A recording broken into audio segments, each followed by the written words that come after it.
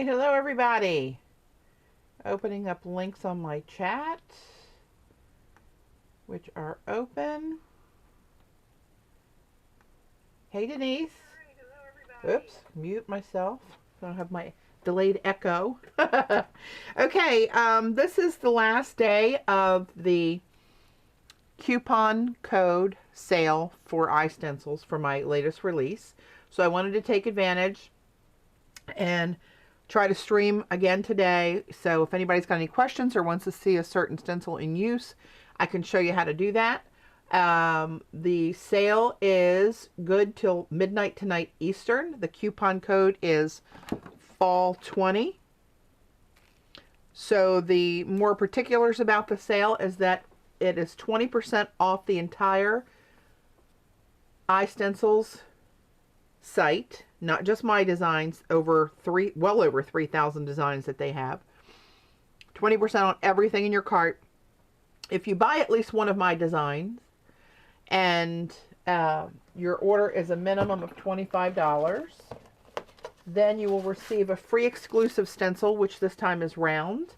I'm introducing some round stencils, and there'll be more out in my next release, but for right now, this is the only one, and it's the free exclusive.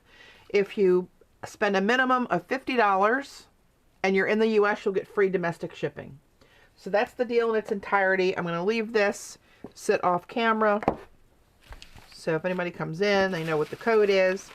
And yesterday I finished up, yesterday's stream, I did like all metallics. And I got so much feedback on these, and they really look like foil in person. They almost look like foil. I did it on Blick art tissue and deli paper in most cases. In some cases I did on black bond paper. So I thought what I would do is to start to throw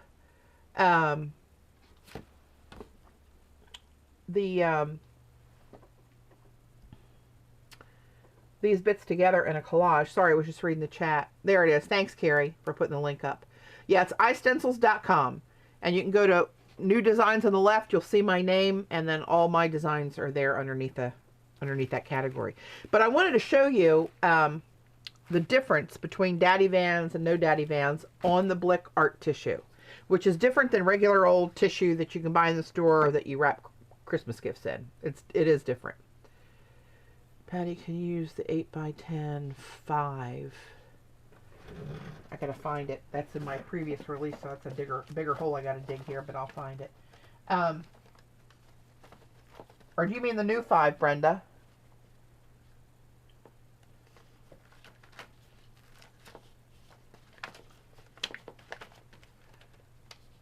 I'm digging as I'm trying to watch the chat.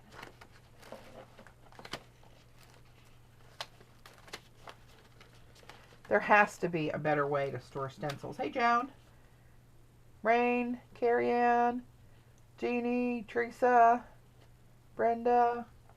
The new 5. Oh, okay. That one I just passed in the pile. Looking for the old 5. That's 5 2.0. Oh, it's like I was born a genius to name these things. There it is. There it is. There we go.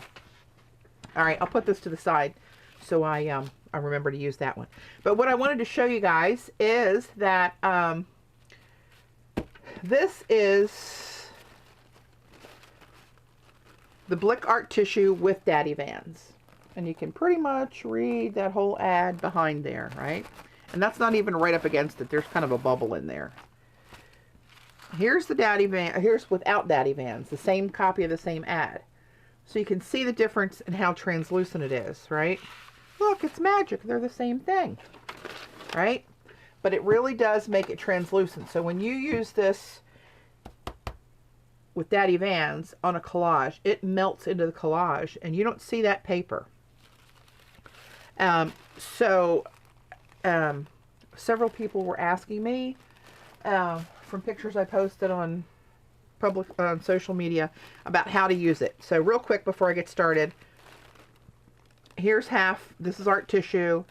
Here's half with and half without Daddy Vans. You can see my white tips of my fingernails under the right side, my right side over here. And here You don't even know my hand's underneath there. Well, you can see a bit of a shadow, but it is a big difference. And it's very simple. I just take a cheap bristle brush, a little tiny bit of Daddy Vans on there, and start to just blend it into the tissue paper. You don't need a lot. It's more elbow grease than anything else, because you don't want too much of a waxy layer to lay up on top of there. Hey, Rain. Hey, Renee. And no, this won't work on deli. Even the dry wax deli will resist the wax, and you'll have deli paper with wax on top of it. It will not seep in. It will not make it translucent. And I know that the hard way. I know. Isn't that hysterical, Rain? Oh my God. I laugh every time I think about it, let alone every time I see it. Rain was just talking about Shannon Green, her YouTube channel. She's the one where I learned the Daddy Vans trick from. She's got videos out there. And she has a relationship with Daddy Vans, and every once in a while she'll have a coupon code to share with her viewers. This is Daddy Vans. I didn't know what it was either. You're not a dummy because you don't know it. It's just something you wouldn't expect to use in art. But it's beeswax furniture polish. It's all natural. And this one's unscented. They have all different kinds. They actually have colors and stuff now that Shannon has used for antiquing projects. But it's just a beeswax product. It's very smooth. And so you just, she has demos out there where she has used it on a paper napkin, and it just went completely translucent on a collage that she was doing. It was really cool. And I've used this too now all the time for different collage elements. All my little pictographs you see me put in collage, they're all Daddy Vans on tissue. So that's all it is. You just brush it on, and you can see my hand now on both sides. Oops. Well, the fan's fluttering it around a little bit. Hang on. Right? So there you go. So I'm going to put this away and put my brush off to the side. This off for safekeeping. And I like to use those papers. Yeah, I think it can. I don't think the scent matters, Pat. I think you can use any of them. I don't have any but the unscented. But I think you can use any of them. It's all still the beeswax. I like to let mine sit overnight and then wipe them with a paper towel, because if you put more on there, hey Kathy, then you need, you can feel it. You know, I just buff it off with a paper towel the next day when I get ready to use it. So now I forgot who asked me to see 5. Brenda, maybe? So I will show you 5. And since I did all metallics yesterday, let's move away from the metallics and let's do, somebody had asked me for like autumn-ish colors. So let's do something else. Let's do a little orange. A little of this. This is called Yellow Deep by Master's Touch. I get it at Hobby Lobby. I like this color though. It's kind of just a yellowy orange, as you would expect. Red? Do we want to put red in there? Yeah, that's good enough. Alright, let's just get some of this down. I'm not going to worry too much about how this blends and having a perfect gradient. I'm just going to blend this one through, and it'll do what it does color-wise. But since this is such a wide open stencil, and since I don't have anything else going on the plate to really demo additional textures, I'm going to just show you some stuff that you can do. And you guys probably know this, but if anybody's watching this that doesn't jelly plate much, my stencils, I make them specifically to fit the 8x10 jelly plate. And the new 8-inch rounds will fit, of course, the 8-inch round, but any smaller rounds. You can certainly use the 8-inch round on your rectangular jelly plate. It's just going to cover this much, so when you print, you're going to get the corners of color showing on your round print. The design will be round, but your print will still be rectangular. If you want a round print, then you have to use the round plate or somehow mask around the circle, which is a total pain. You don't want to bother with that. So just for gigs, I'm going to I was rooting around, changing my drawers around. Change my drawers every day. Rearranging my jelly plating stuff, and I found this old roller crackle thing that I used to use all the time on jelly prints, and I haven't used it in forever. So I'm going to put a little bit of texture. I roll it in the paint, right across the stencil, and then roll it off, right. Makes it kind of cool over here too. And then let's pull a little print. I'll use Gelli for this one.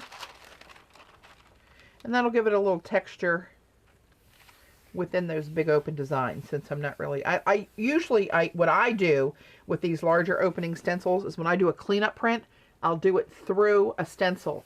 So I not only clean up my plate, but that funky, real organic, crusty bit look that you pull off your plate is now in a design. All right, so there we go. There's 5 with a little crackle-lackin' action to it, right? And certainly enough there to get a ghost off of that one.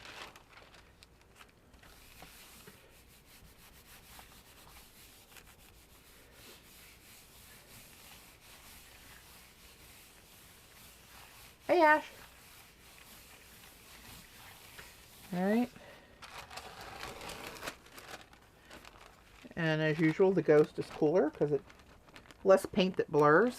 I mean, you got to think about it. For those new to jelly plating, when you put paint down, right? The paint is whatever thickness it is. It's thin, but there's a semi-consistent thickness to that paint on the plate. And then you lay the stencil down. That's going to displace some of that, right? And make it pull a little bit around the edges of the stencil, depending on how much you have on there. And then you put the paper down, and you push the paint back down again as you make your first print. So now you have one with a lot of paint on it. But when you remove this layer of paint, you know, you still have a thin layer, and it comes out usually more crisp with whatever designs you put in the paint. So now, I also have, you know what, I'm going to take one of my Gently Loved cleanup sheets. I usually keep a piece of deli off to my side that I can, like, this little bit that's in here isn't going to make a big difference to anything. Some people like to keep every little bit. If I did that, we'd need to have an addition built on the house. So I just keep one little piece of deli that I use and use and use and use. Sometimes they come out cool enough to use in something. Sometimes not so much. Hey, bears. I just got started, actually. So you can just see where it's pulled around the edges like I was talking about, right? You see a little bit of, it looks like a little map or a river running there. And the extra paint that was there. But now, I put paint on the entire plate. So I have a frame of paint underneath the stencil, right? And there it is. So you can also pull this print and get what I call the positive image, because it's the same image as the stencil is, right? So here's the positive, and this is the negative. These were the holes, right? So that's basic jelly printing. That's what happens. But now I got paint on here, so I'm going to take another piece of paper, because I use a little bit more paint than the average Joe. I try to control myself, but sometimes I just use too much paint. And the only way I clean my stencils, and this is just me, I lay them down while the paint still went on the back, blot it off on the back of a sandwich pull here that's going to partially clean my plate, take the wet paint off my stencil, and now I can throw this back in my drawer, and it's not going to stick so much to my other stencils that are also crammed in that drawer. Alright, so that's just cleaning it up. So now we got some crusty bits down here that'll make an interesting pull-up print, which, you know what, I think I'll do, just to show you. I'm going to let that dry a minute while I catch up with the chat and show you what I mean by a pull-up print through the stencil. Quick down with the beginning. Oh yeah, Bear, I did some yesterday on the stream where I put Daddy Vans on tissue just to show how it goes translucent so quickly. And I got so many questions about it last night that I just started out with a little demo of putting that on with my bristle brush and showing the difference before and after. Wasn't a big deal. It was just a couple second little demo. Yeah, I mean, you take a bristle brush, you dip it in Daddy Vans, you rub it on the tissue. That's all there is. Let's see, is this getting dry? Oh, dry enough maybe. And I'm just going to grab some... Hi, Susan. A little bit of Tight and Buff.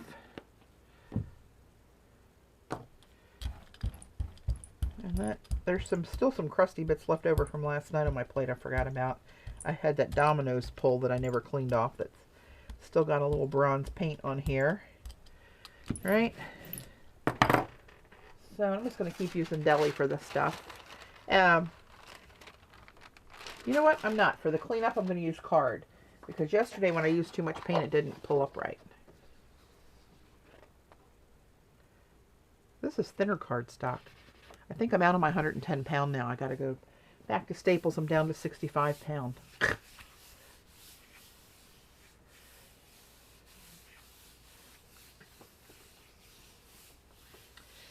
Bears Mom, I don't know what your first name is, dear, but if you go to YouTube and look up Shannon Green, find her channel, and go to her channel and look through her videos, you'll be able to find the Daddy Van videos. Hey, Angel. Susan Minky is Joan. She's from the UK.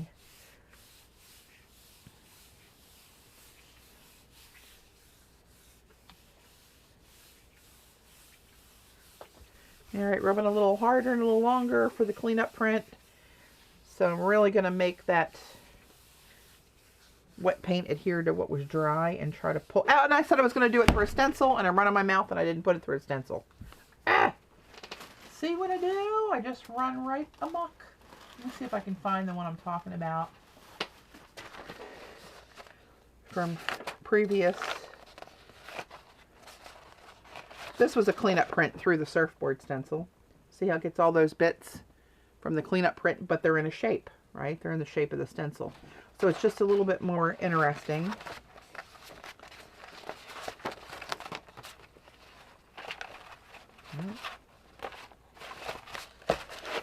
Where are you? I know what you look like. Let's see. Oh my. Going through quite a few Gelli prints this weekend. Yeek. I'm not going to spend too much time just rifling through prints here, but I showed it yesterday, so it shouldn't be too far down the pole. Or maybe it is. Here we go. Here's another one that I pulled up. That was, well, that's the 5 stencil, 5 2.0. You can see some of the metallics flashing in there, some PBOs. But it's more interesting than just, you know, the flat paint with the crackle through it. Because you're pulling up all those shadows from previous pulls off your print. And the paint that you don't think is on your plate is on your plate. Hey, Trina.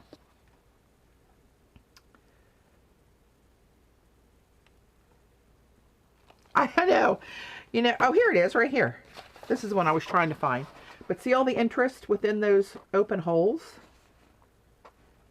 That's layers and layers of pulls that are shadowed on the plate that you don't think are there. But you do a cleanup print and it sucks all that goodness off of there. And you got yourself a pretty cool print. And adding the stencil between the layers are... Oop, I left this on the plate. Now that's going to be a good cleanup. See, and it is a cleanup. It's pulling everything off of the plate that was there.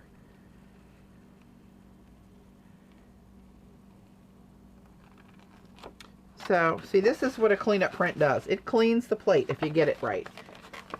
If you let all the crusty bits that are on there need to be dry, then you put a thin wet layer over top of that and push longer and harder on the paper. Let it sit a little bit longer in the paint, and then you'll get that. But see these little crusty bits around here? Got some metallic in there from yesterday. There's metallic flaked all through here, if you can see that. Again, my camera software is pixelated. I don't know why it does that. It's a pain. It's a painful. Alright, so just another idea to do.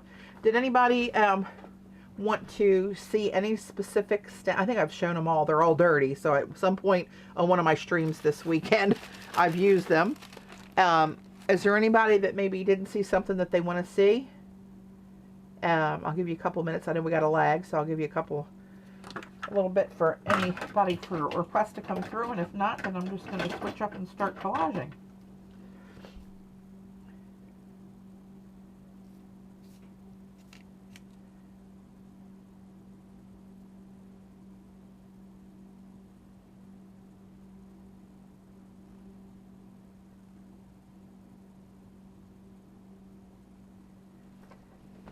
Okay, I missed something here.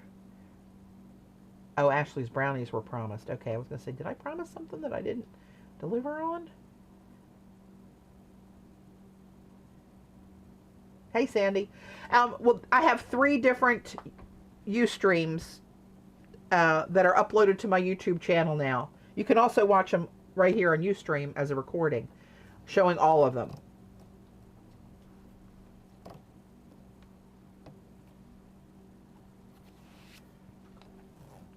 All right, what I'm going to do is I'm going to set this aside. Oh, I got big crusty bits all along the edge of this one. I'm going to have to Purell this bad boy tonight. It's been rode hard and put away crusty bitted all weekend. All right, so many people have asked me, what do you do with all this stuff, right? Once you do it. So let's try to do something with all this stuff, shall we? Man, I got so much paint and crap out here. I don't have any elbow room. All right, let me, I'm going to grab a piece of this, just watercolor paper is what I like to do my collages on. It's 11 by 15, 140 cold press. Nothing special. Get it at Michael's. I get them when they're 2 for 1. Is the metallic paint you used yesterday Goldens? What's the best place you found them? I mostly use Goldens.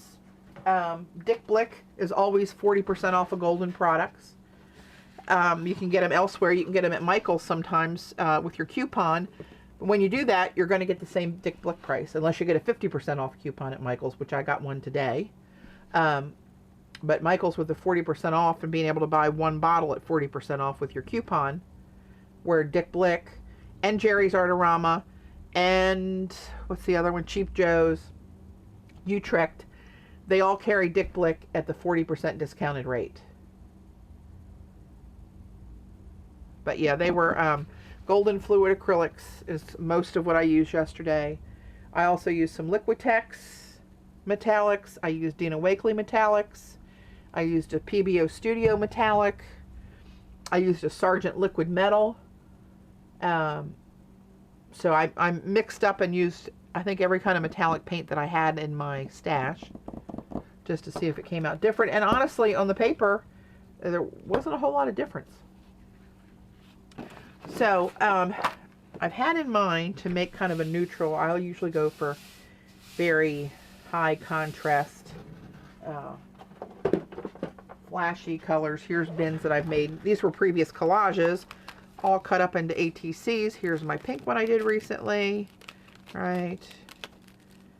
Here's another turquoise one. Turquoise one back here. Purple one. They're all bright colors, right? And these I use like little thank yous for my Etsy orders. Right? So I thought with all this gold stuff I have, I do one that's kind of heavy on the metallic side.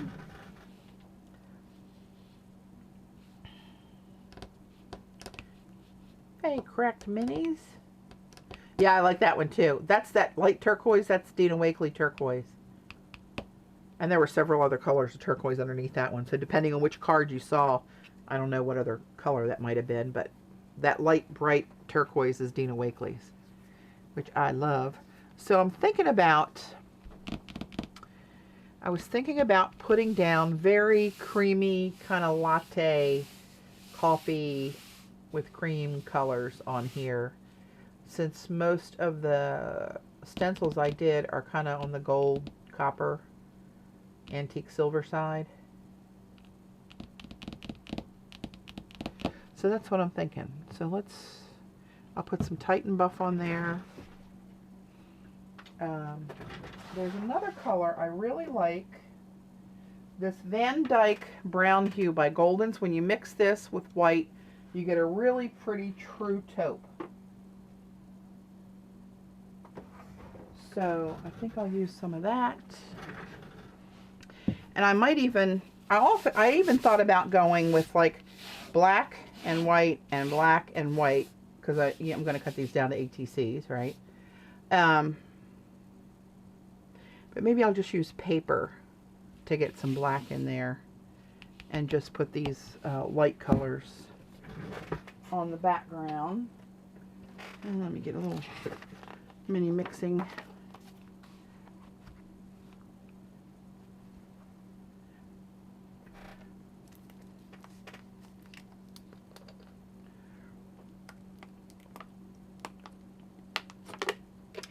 Hydrate. All right. And maybe what I'll do is a little bit of, does Dina has a brown, I think, right? Umber. Let me get her white out and do a little mixing of that too.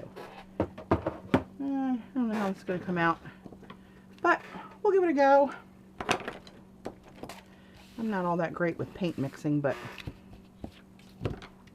we'll give it a try. So I don't know if you guys ever saw on my Facebook page or my blog, which is like almost abandoned. I really got to get back to doing my blog. My New Year's resolution is going to be to post at least once a month on my blog, and let's see if I can pull that off. I just got so much other stuff going on, I just don't have the time to write.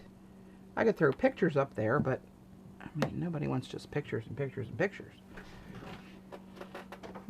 Tell a little story about them, products you used, and putting all those links together. It takes a lot of time, which I do not have.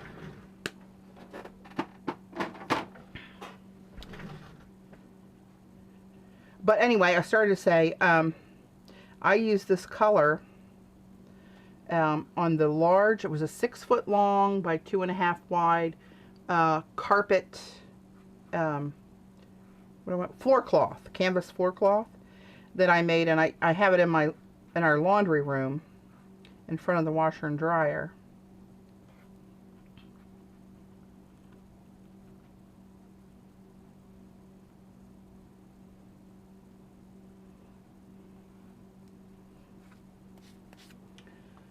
Let's see. Oh, what the hell? Let's just throw some of this down and see what happens. Hey, Lynn.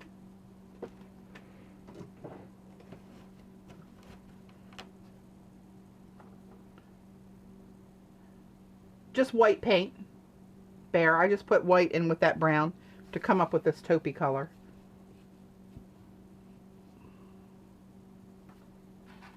Oh, thanks, Trina. That was a fun hop.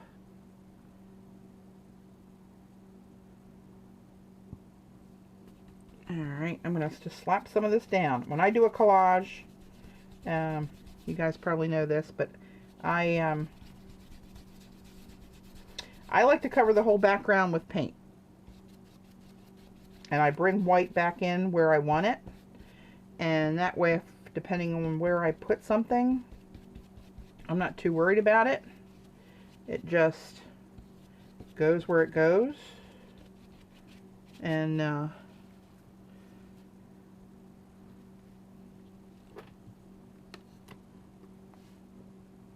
put a little Titan Buff next to this. So for some reason I got these like light creamy coffee colors in my little noggin. So that's what I'm going to go with. I'm just going to start blending in some Titan Buff down here with that mix that I just did of the Van Dyke brown and white.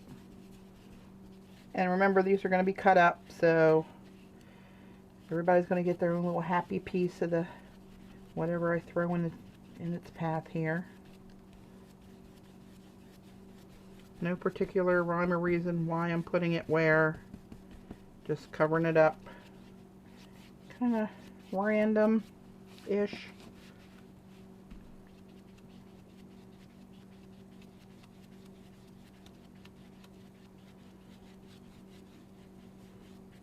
And I kind of leave some of it splotchy because when you get that little piece off to itself, it kind of looks cloudy or ethereal or kind of, I don't know, airy a little bit more, if that makes sense.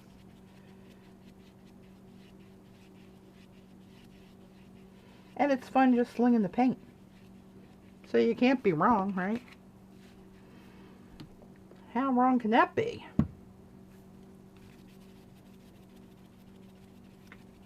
Big blob, who cares? Just run it down here, mix it in. Nobody cares.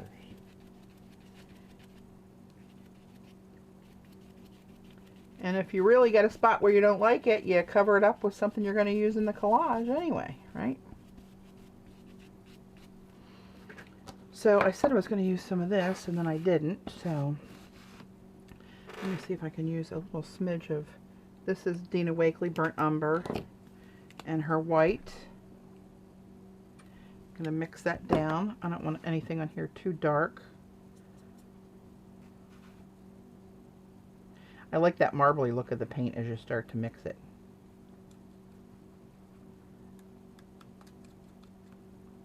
So if anybody's on here, that's pretty similar actually, that was with Paula and I in Maryland last year for our little get-together. I think most of them know we're doing it again this year, the last weekend of July. But my contact that I had that hooked me up last year is no longer with them, and my contract's been passed to someone else who contacted me and is going to make me go more by the rule book of when deposits are due and so forth. And last year also what happened was we did it in at such a last minute kind of a thing, with deciding to do it in April and pulling it off in July. The times were condensed as far as when things were due, right? So I now am on the hook to do my deposit in February. I don't have a date in February. I'm waiting for the next contract. So if you want to go, we have a larger room this time. There will be 45 total capacity that we can do. 45 includes Paula and I. So 43 others.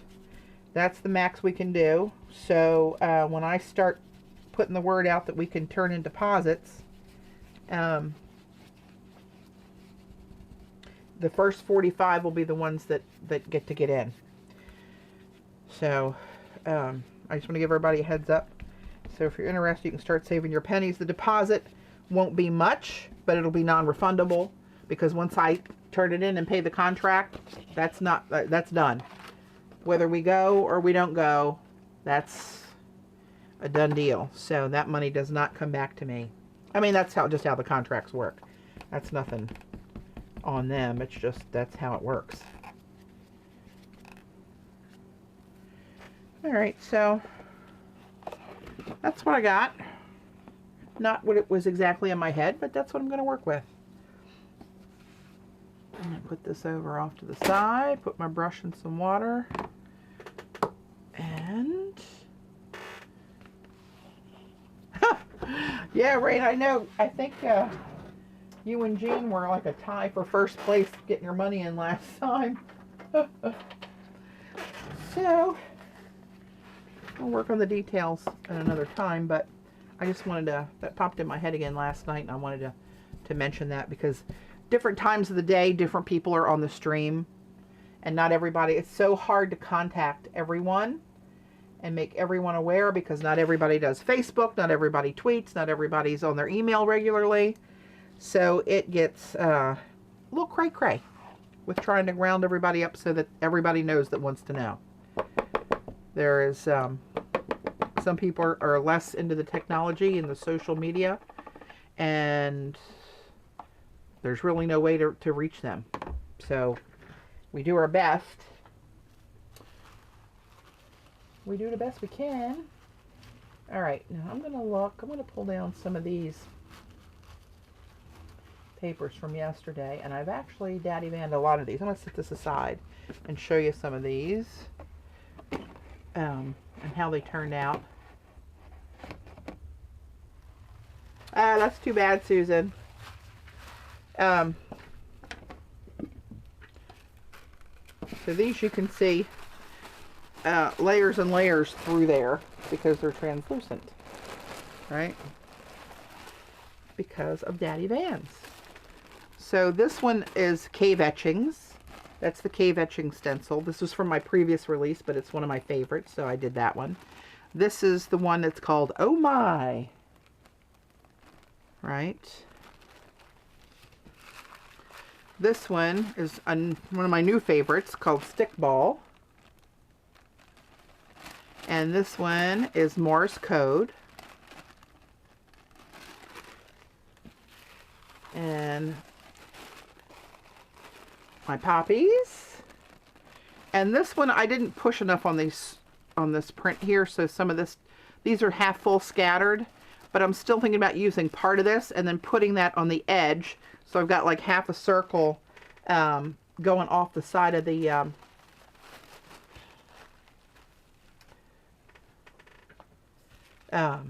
page. What were the golden colors you used? That was just white with Van Dyke Brown rain. Hey, Annabelle. This one's called Ink Blot. And Oh My again. I like circles and that one just grabs me. This is a repeat print of the exclusive round. Just layered over and over. I wanted it to kind of look like confetti. And that's exactly what I got. I think that came out really cool. But that's just the same stencil printed over and over again, overlapping. And I had to go back to two of my favorites. Had to have some metallic pictographs. I wish when I had all that out, I would have done the smaller pictograph stencil. And then I did dangles. So we have some dangly bits. Patty, Eileen can help name your stencils. Eileen can. I'm not sure Paula would be up on this one. Bless her heart.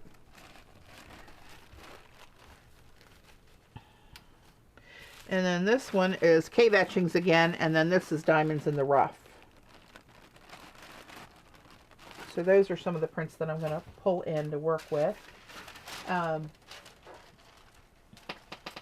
I'm going to rifle through my neutral paper drawer and see if there's anything fitting that I want to put in the background and work around.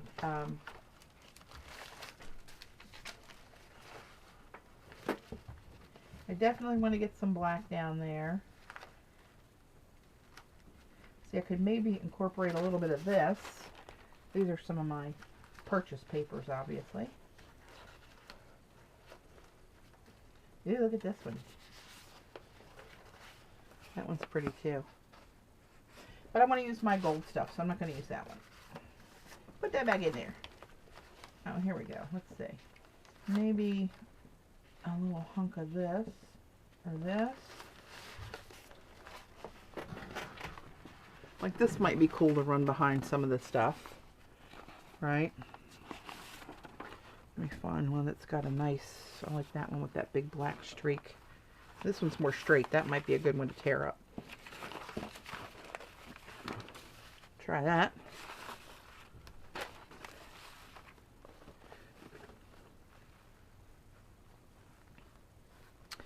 I might come back to a piece of that. Alright, I'm just gathering my bits now. This is what I go through trying to figure out what I want to piece together. Look at this paper I just got. Isn't that pretty? Kind of looks like bamboo, doesn't it? My bamboo stencil.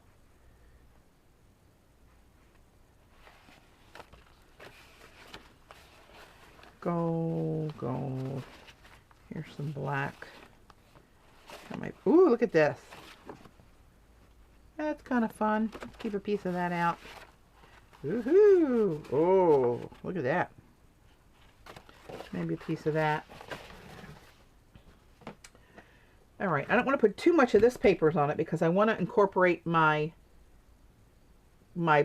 tissues I just showed you. However, since they're all translucent and all that's going to show is that metallic bit that looks like foil on it, I do want to have something else for it to show over, show against, I guess I should say. So let me just try playing with, let's see how this tears. Oh, cool. It tore right down that diagonal, which is what I was kind of hoping it would do.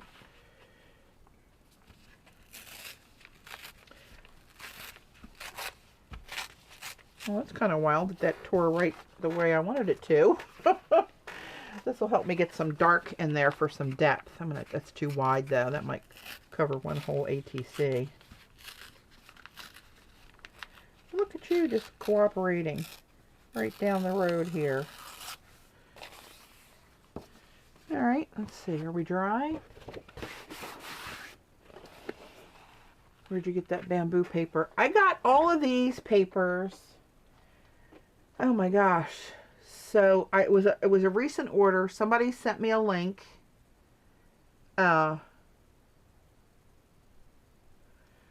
Somebody sent me a link to a place that had that marbled paper that I used in my last couple streams where I did collage.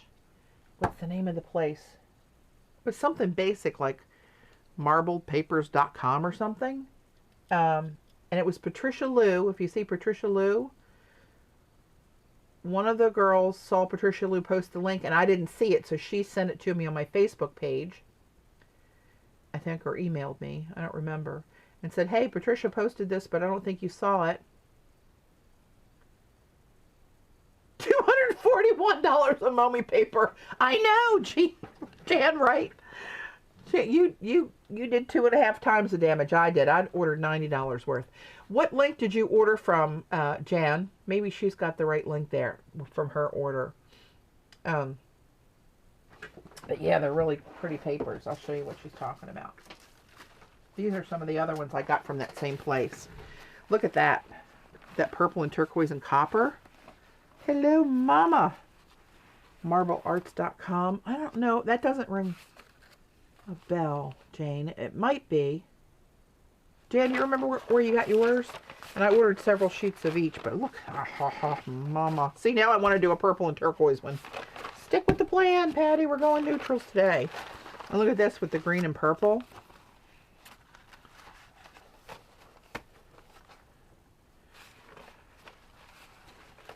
All right, and now look at this stuff. Look at that. Oh. Jamie. Hello, dear. Oh, thanks, Jan. Jan's going to get the link for where she got paid. These are the Momi papers. I mean, how stinking gorgeous is that? Oops. Where'd you go? There you go. They have several different color combinations. Look at that, the way that gold streak through there. I mean, it's beautiful. Paper Mojo. Oh, that's not the one I use, but they have, it's the same stuff. And some places, like, it's hard to find these in 12 by 12s. Blick, I think, might have them too. And look at this one with the turquoise and with the purple blended in that one. And it's almost pinky purple through that one. Aren't they gorgeous?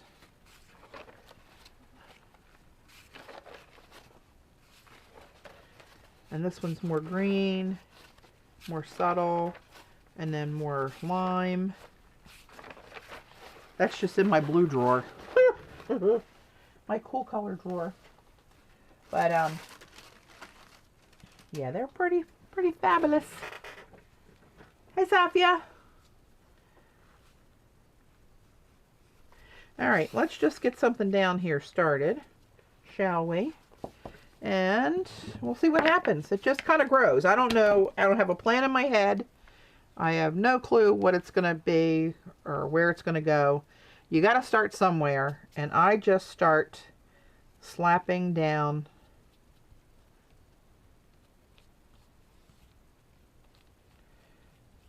some paper. And I put matte medium on the back of the paper, and down on the watercolor paper I'm going to glue it too. Get a good adhesion, and then I even come over top of it and make sure all the edges get, put that flat edge right up against that flat edge, and let that meander as it wants to meander. Because again, this is all going to get cut up. So now while I'm doing this, this is going to get to stages where it's got to sit and dry. So if anybody wants to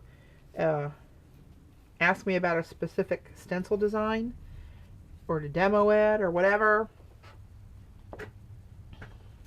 let me know and I would be happy to do this. I'll put this aside when it needs to dry and we'll go back to the jelly plate. Cracked. Yes, art tissue from Dick Blick. Sure enough. And this, let's just put this one, oops, am I running out? Oh, panic. I like, this is Utrecht brand matte medium. And I like it. It just, I like the way it feels and the way it works. And I love golden products, but I'm telling you, the matte medium, the liquid in the more of a bottle than a jar, it just feels weird to me. I don't like the way it's gritty kind of, and it feels like there's like sand under the piece of paper that I'm trying to put down, and it kind of moves like it's dry. And I noticed that the Pam Carricker, not Derwent, Derivan mixed media, kind of is the same way as that Golden's is. And some people love it, but I'm not that much of a fan. It moves around too much, I guess, for me.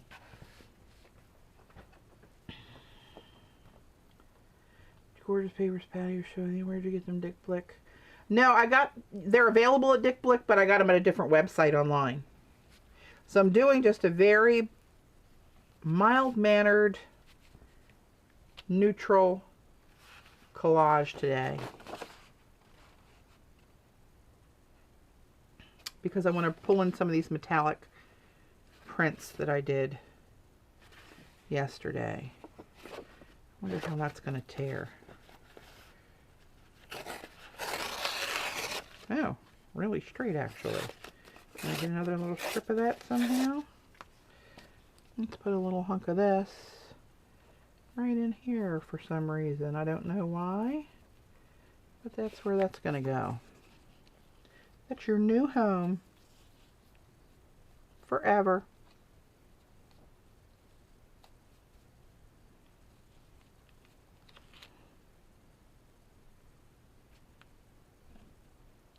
I'm actually going to pull that off the edge because I like this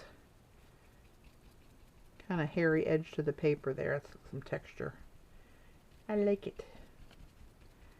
And I like to try to fan that out to take advantage of that texture. And this flat edge here, I'll probably cover that with something else, so I'm not too worried about that.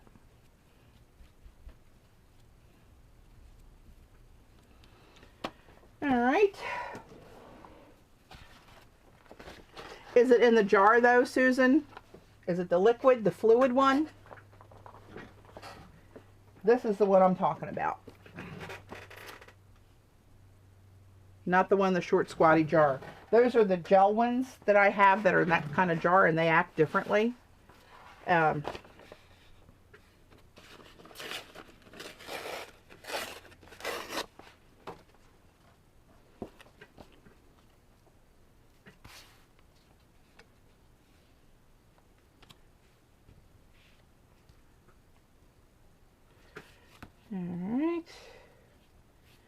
People will tune into this and think, who is that using those neutral colors? Where is Patty and what have you done with her?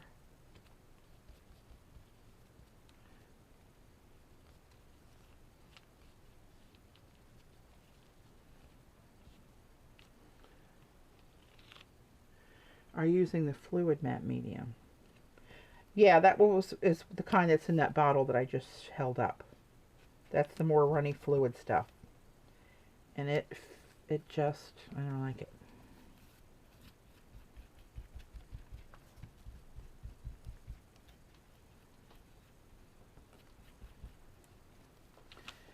That's kind of cool.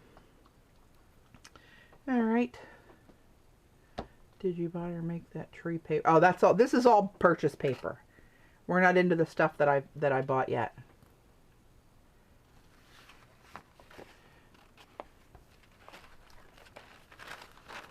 As I remember, this stuff didn't tear too well. How pretty is that? Oh, tearing pretty well now. Oop, there's the tag. So this one is called Euroscript, like Europe, Euroscript. And that, I know I got that at Dick Blick. I got that at the store in person. Close and personal. Alright, I'm going to make this a little thinner. Try to leave the gold bits on there. Don't need all that. I just want the black and the gold basically, and a little bit of this stuff. Because that's got a straight edge, I'm just going to lay that right over top of there. And put that on the bottom.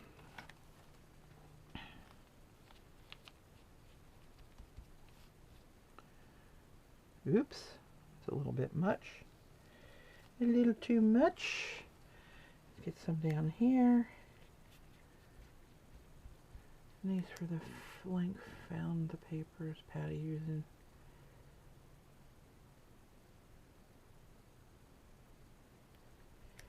If you guys want my attention, since it's moving so fast and I'm trying to pay half attention to what I'm doing here, put it in all caps for me. And if you can, do the that greater than sign and the 3, and it'll make a red heart pop up, and that'll really grab my attention. Oh yes, I like this. I've used this before in the collages. Actually, I think I'll run another piece up here sideways. Grab it from here.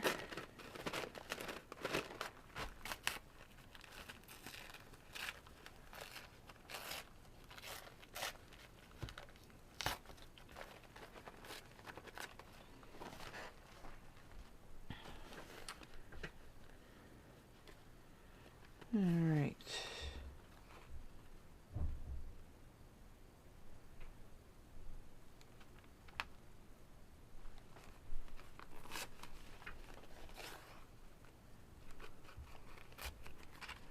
Alright, let's just slap this one down here.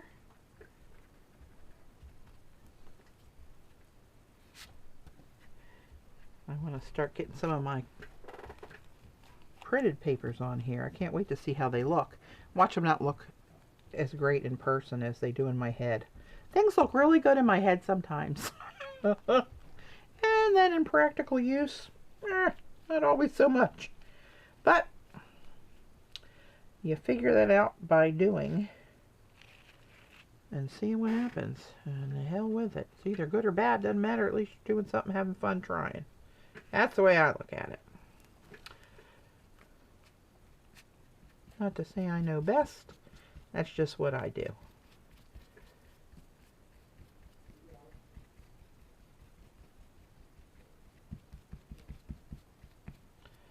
Alright.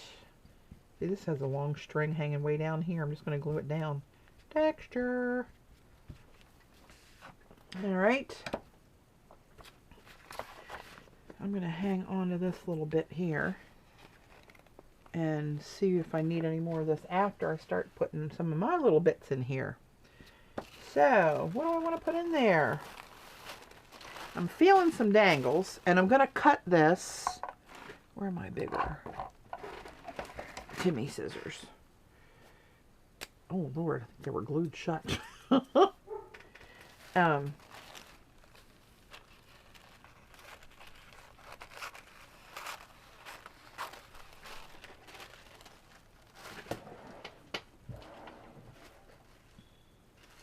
Oh, I'm going to take a couple of these long surfboards with a black edge on them too. What's the advice for collecting supplies for newbies? Well, depends on what you want to do. If you're talking about paint and papers, do you want to jelly print or whatever? But I would start, and I wouldn't invest a ton of money on artist grade supplies until you really know that that's what you want to do and those are the colors that you like. You can easily start with craft paints from Michaels. Get them when they're on sale and collect, you know, get 3 or 4 colors that go together and a black and a white and play with those for a while and add colors as you want. But I would, if you want a jelly plate, I would suggest the first one being the 8x10 because I think it's the most usable. It's big enough to do, you know, bigger things repeatedly. It's small enough. You know, I think it's the most usable size. Let's just put it that way. But you don't have to, you know, spend a ton of money. Just concentrate on what you really want to try first. I'm taking out some of this bulk here. And, you know, collect as you get. Michaels coupons, I don't know where you are, if you have a Michaels or...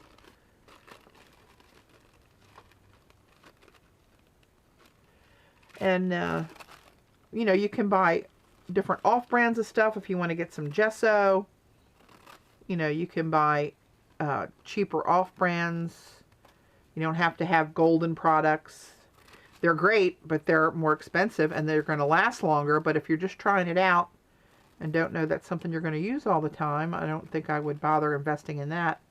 And, you know, if you're going to do any kind of stamping, I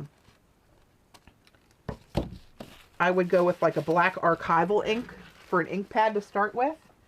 And as you decide you like it and you want to build your collection from there, you know, that's easy to do. And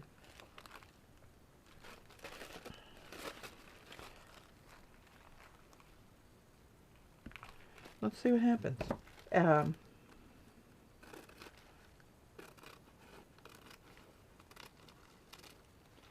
But I wouldn't go too overboard on anything.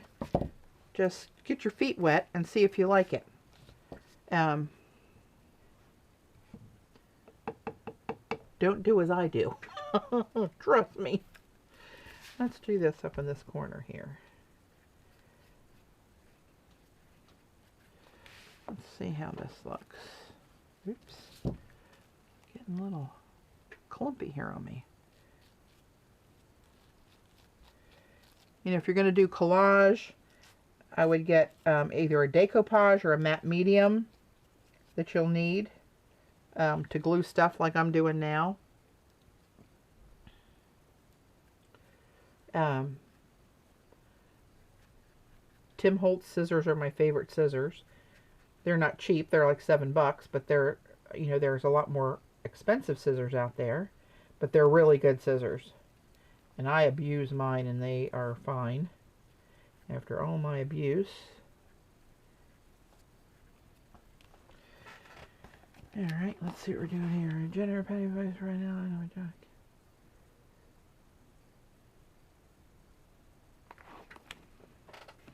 And if you need something a little bit more substantial here. Here we go. Let's try this. If you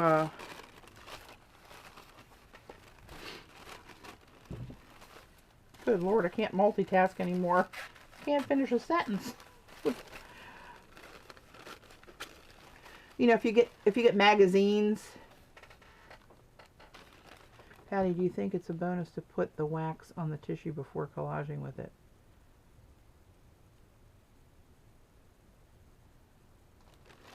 No, it doesn't. It doesn't disappear as much without the wax as it does with the wax. We did an experiment a couple streams ago, and there's definitely a difference. The wax makes it kind of melt right in, and it's almost undetectable. But without it, you can see a little bit of a cloud around it.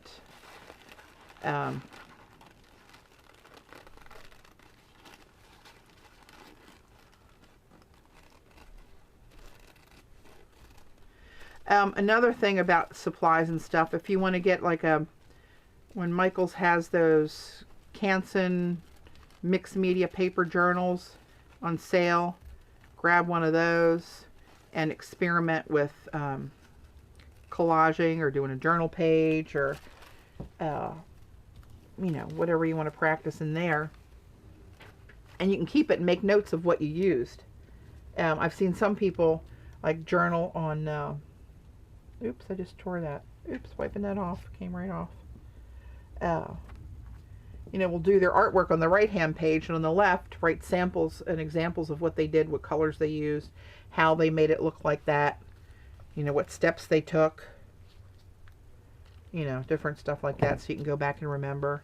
Because when you're starting out, it's going to be very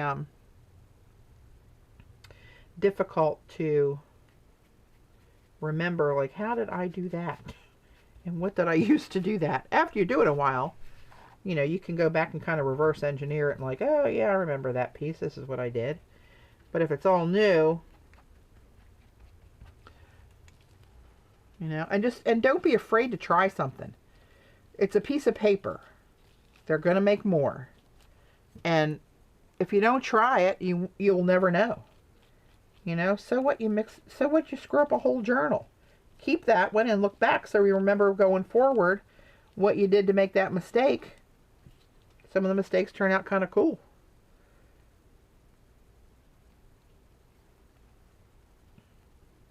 Some not so much, but you know, that's how I do it.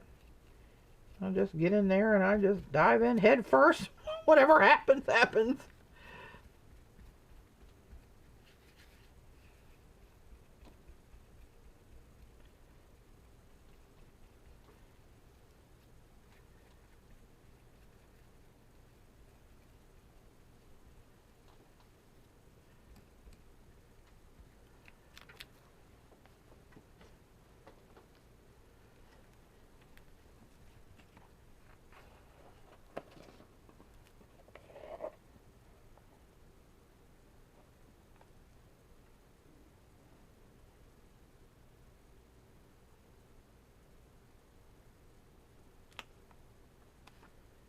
Just reading the chat, I didn't have a stroke.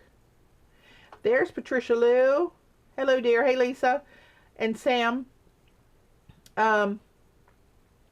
Patricia, do you have that link for that Momi paper and the marbled papers that I ordered from recently? You shared it on a stream a few streams ago. If you could post that link, that would be awesome, or if you remember the name of the place.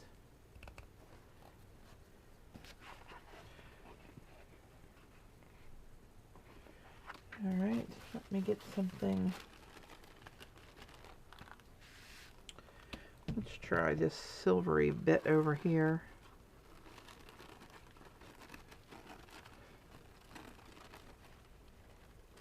And you might want to, if you get magazines, I'm not one to collage magazine pieces. I like more abstract things, not actual objects or people.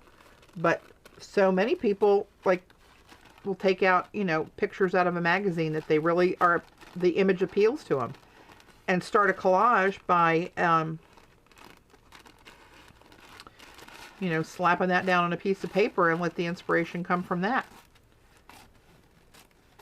And it's easy to get, you know, a little cheap manila folder or something to put, start collecting images on. Now, if you got the magazine anyway, you know, just chop that bad boy up. Mulberry paper and more. Ha! That's the one. Thank you. I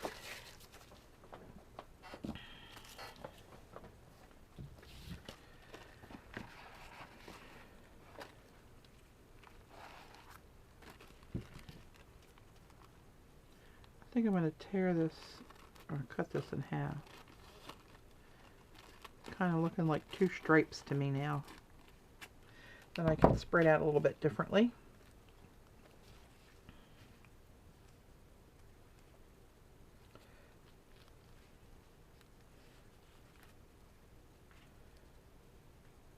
I don't know what I'm doing. Let's just slap her down.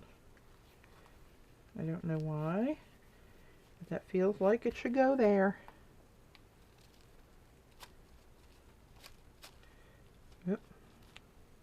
I made this even more fragile by the way I cut it up. Oh, did somebody, I just remembered I didn't answer a question that I saw and it popped into my head. Somebody asked me what the differences between regular wrapping paper kind of tissue and art tissue. I don't know that I have the correct technical answer. I know that it is different. It's thinner. It's got more of a translucent quality to start with. Hang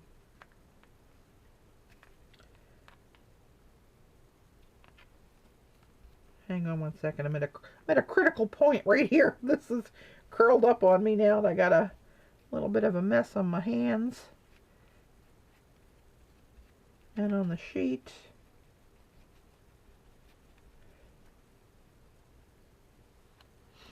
It is different, and I don't know enough about it to be able to tell you technically why it's different or what's different about it. But it is more sheer and more fine, I think. And it held up to jelly print, so it's pretty sturdy, given it's that thin. But it is completely marketed and sold differently, so I'm sure there's some sort of a makeup to it that is different that allows them to be able to do that.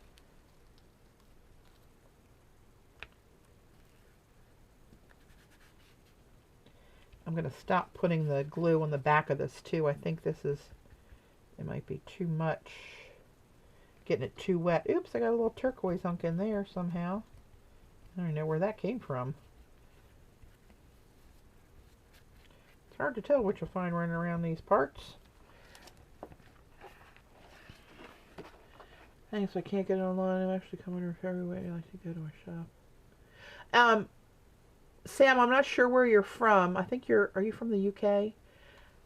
Miss Creative Mess DK. That's Heidi. She's in Denmark.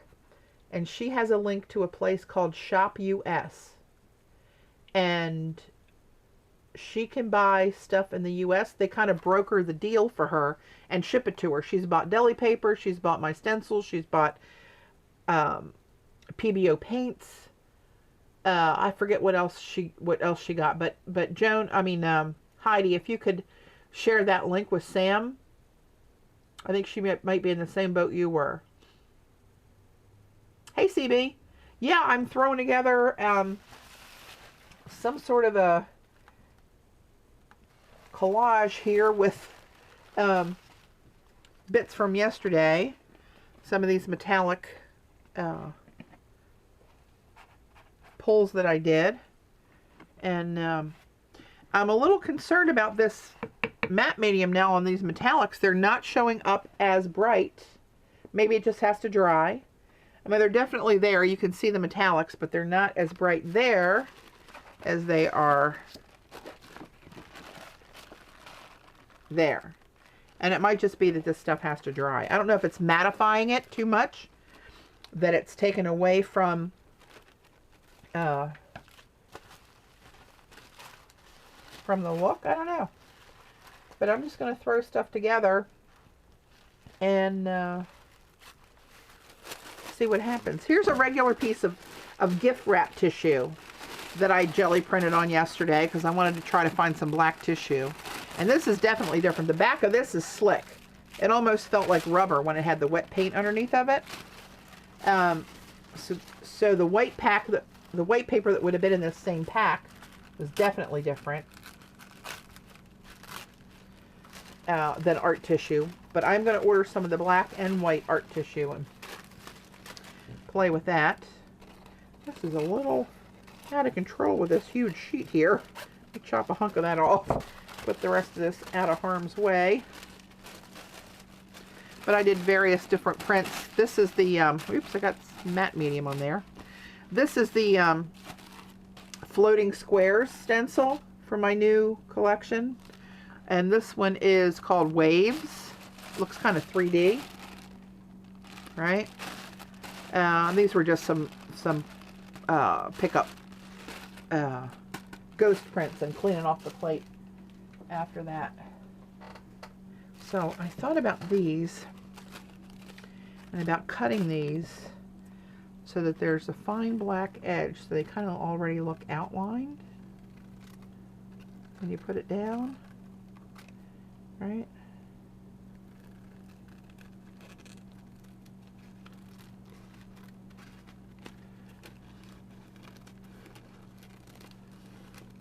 Yeah, it's just, it always surprises me when, like, they can't get similar stuff in Europe and Canada especially. I mean, it's right across the line. You can tip your foot over and then you can't buy deli paper. What is up with that? With the, you know, we're in 2015, for Pete's sakes. Supply these people with the supplies they need. For the love of God. You know, I mean, we're all so connected now. I mean, I'm sitting in my basement with my computer and a $100 webcam talking to people all over the world that are interested in what I'm doing. And, you know, technology is so widespread and easy. You'd think that resources like that would be a little easier to come by. What the hell do I know? Thanks, Trina. All right, let's get a little bit of this darker copper in here somewhere. Oops.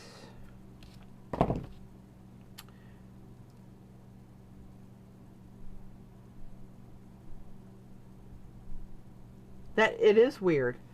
It is weird in Canada. Renee, I'm not sure it's the kind that they're looking for. I think it's sandwich wrap and it's more waxy, I think. From what I've been told. I got no idea. Yeah, in Australia, I know. Annabelle, one of my best friends, lives in Brisbane, and she said, you can't believe what we can't get.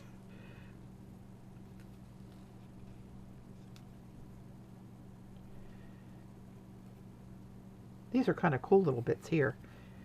I'm going to put a few of these in, so I'm deciding how I want to do this.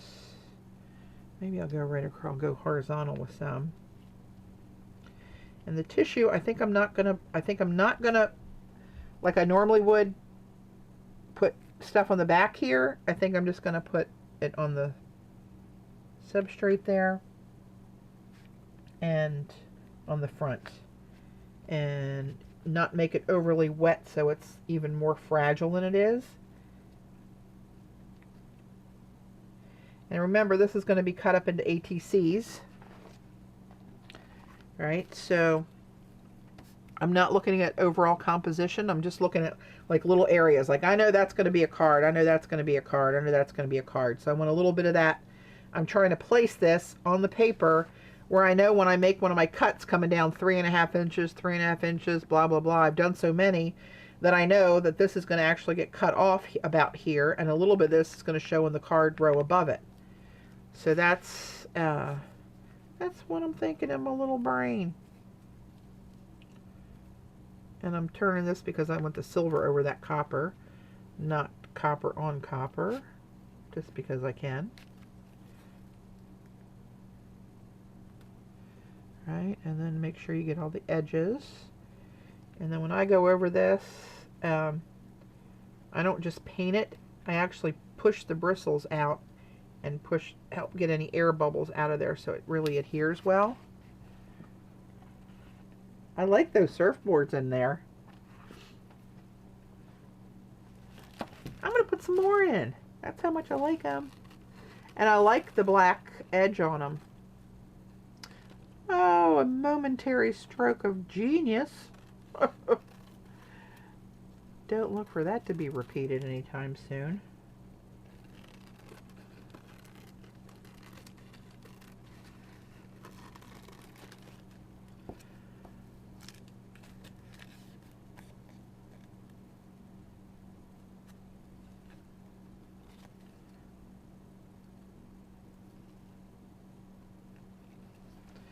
All right.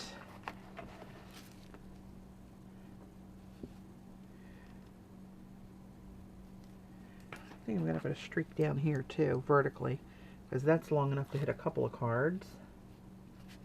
All right. And this will be too wet. I won't be able to cut this up on the stream today.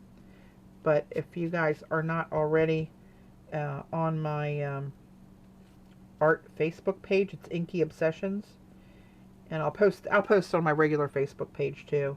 And some of them I put on Instagram, not all of them. I just don't like to flood that with stuff.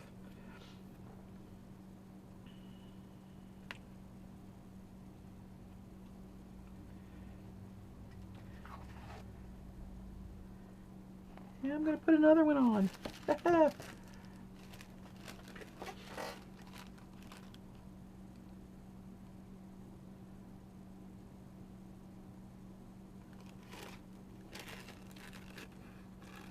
Alright, so if anybody has any particular interest, if they want to see me jelly print or paint through a stencil of any particular kind, let me know. I'm happy to stop what I'm doing here and do it. I just wanted to show, I had so many people talking about these metallic prints on the tissue. I wanted to actually see how they were going to work and play with those. So still kind of seeing the stencil designs.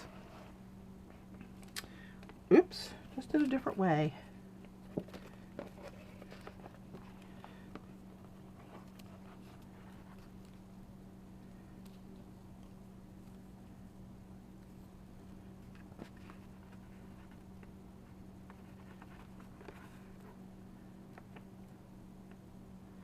I don't know, let's just throw it up there.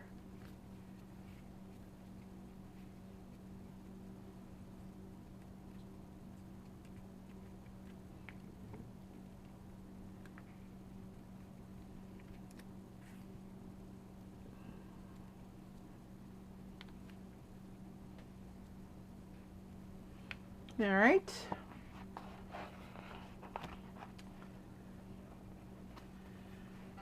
I gotta walk away. Walk away.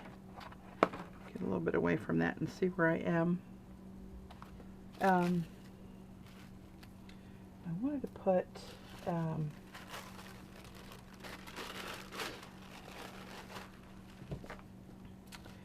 me see if I can do. Oops, almost cut through the whole pile of them underneath of there. Luckily, I could see through it and stop myself. Hey.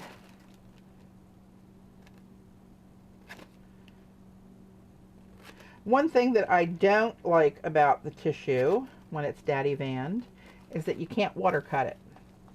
I love being able to water cut tissue, and I really miss not being able to do that when I put the Daddy Van on it, because the wax acts as a resist to doing that. You guys know what I mean about when I say water cutting, right? You cut it with a wet, you take a little fine paintbrush with water, trace it around here, and it just pulls out. Are they out of stock, Robin? They absolutely have it. That's where I get it, and I have some in my shopping cart right now. Oh, you mean they didn't have it in the store?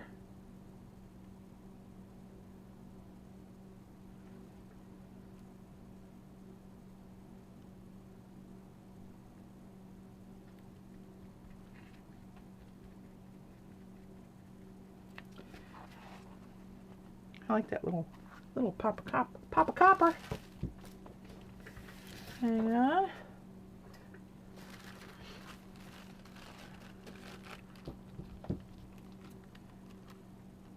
Now maybe what I can do is cut it this way and get some out of there in a row instead of worrying about. Ooh, that would look interesting. Woohoo! Hang on. Let's do this.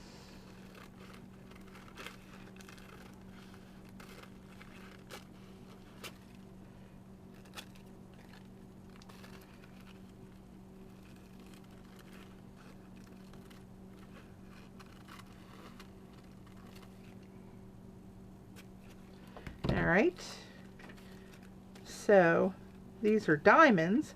You don't have to use them like diamonds, but I'm thinking a piece of this, like stepped up through here, might look kind of cool and be one application where I get a lot of bang for my buck. Where am I going to put it though? Where do I want my buck to bang?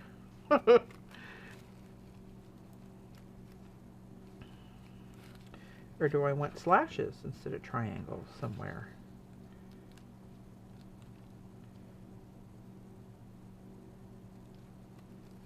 Turn that so I get the silver on here. And the,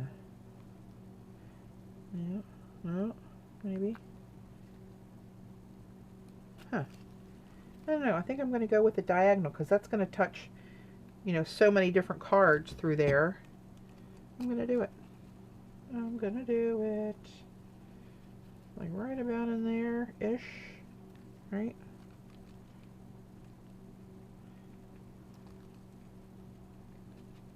Anybody know the score of the Ravens game? We were winning when I left.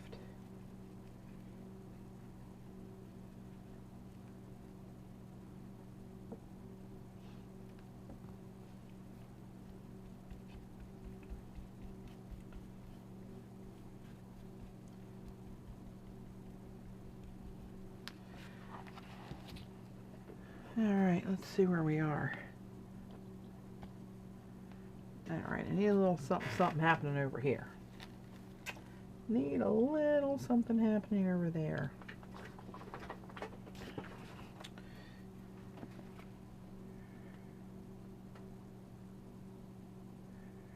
I'm deciding about whether I want to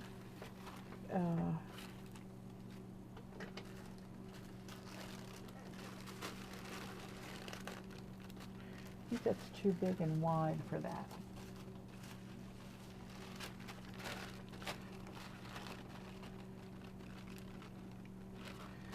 Let's do a little strip of pictographs and get them in there.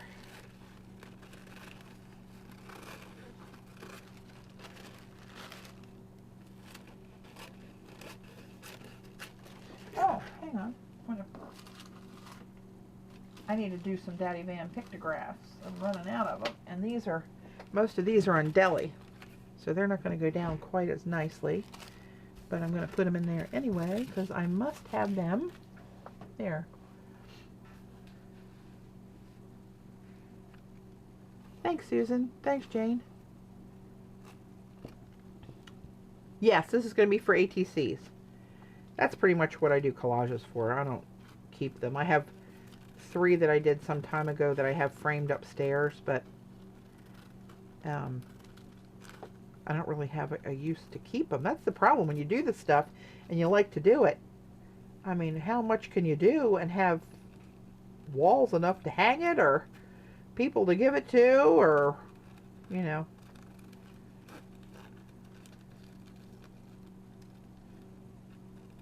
So these, at least I can still get my itch out to sling paint and collage and still make it useful. No, it wouldn't rain. I almost screwed up and didn't put them in the last one. I was like, something's not right. Oh my God, I didn't put any pictographs in there.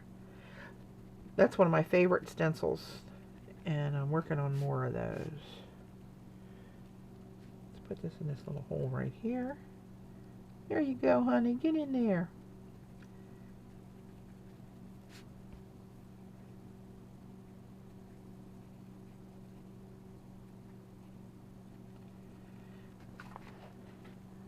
See, it's going to be very subtle.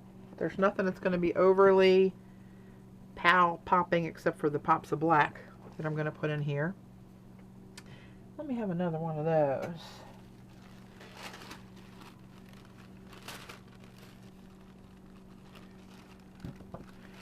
Let's choose this one. It's a little bit more bold with the lines, the way the print came out.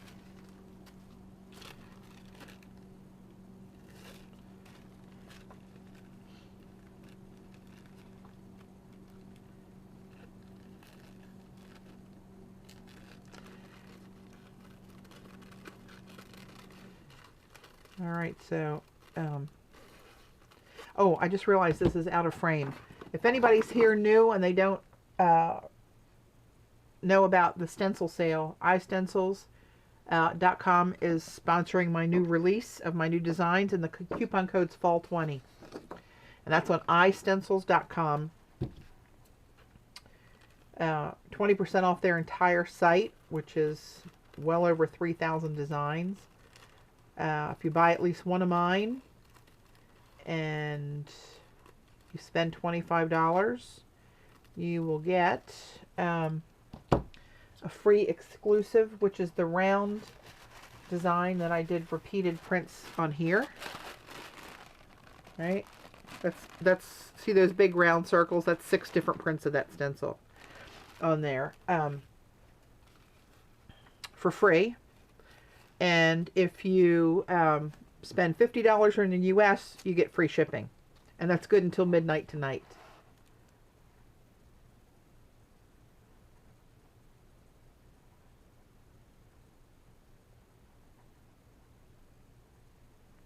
What did I tell you guys about a year ago?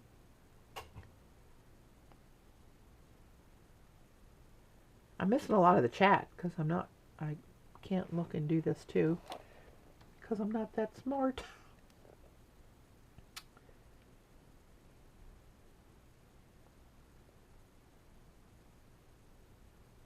The sale is good until midnight Eastern tonight for the fall 20 coupon code.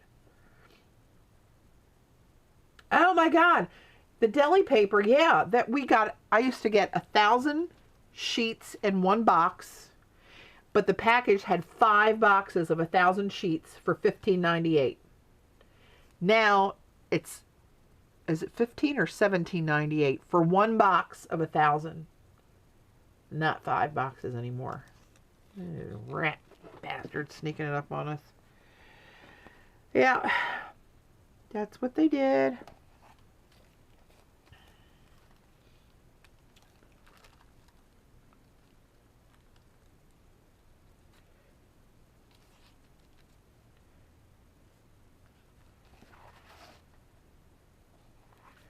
I might just put that right there. No, maybe up here. I need a little action up here, don't I?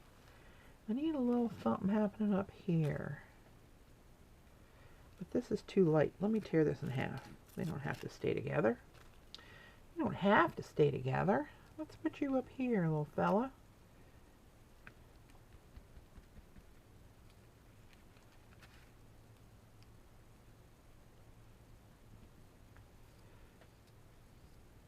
But I like how many layers you can see behind this. I mean, we got the paint on the watercolor paper. Then I have this black streak with that bought paper. Then I have this piece going across here that's on top of that. And then this ink blot on top of that. And then the pictographs overlapping that. A surfboard underneath there. I mean, there's a lot of layers and it's still pretty fine and smooth.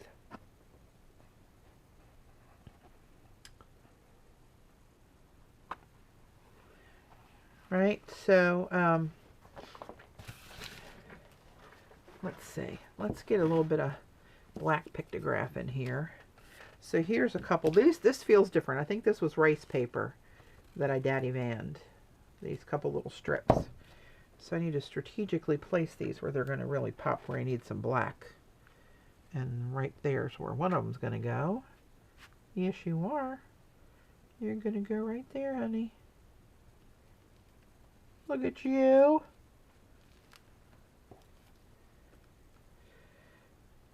Let's put these right here next to this bigger pictograph in this blank spot.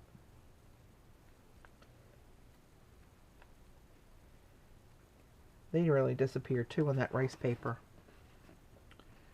They just melt right in. And these are just, that's deli. So these are going to have a little bit of, I want to put that on top of there. Look at you. Oh, no, I'm not. That's going to show too much. What did I just say? It's going to show, right? I could have put it on something dark. Hello.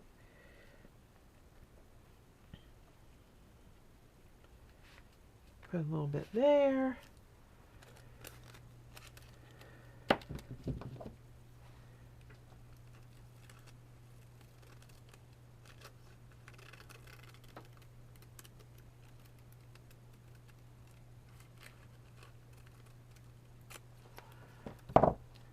Bye, Renee. Thanks for joining. Yep.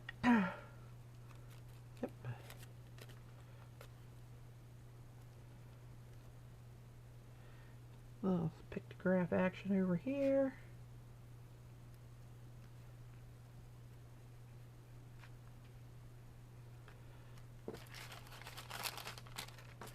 Those are both Gelli. What's this?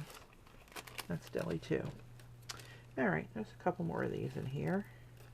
And I will reevaluate. I'm deciding in my little pea brain if I want to do any of my pops of black and white like I normally do. I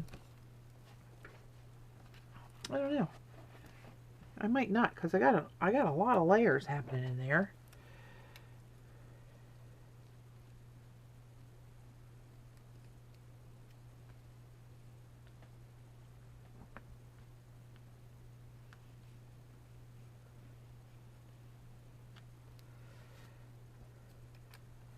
I'll put this right here in this little blank edge right there.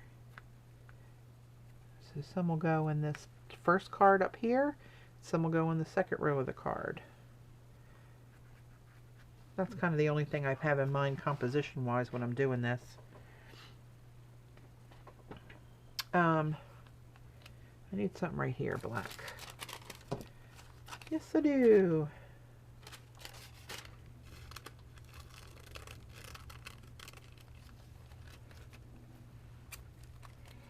I definitely need to make some more of these on my art tissue and Daddy Vanum,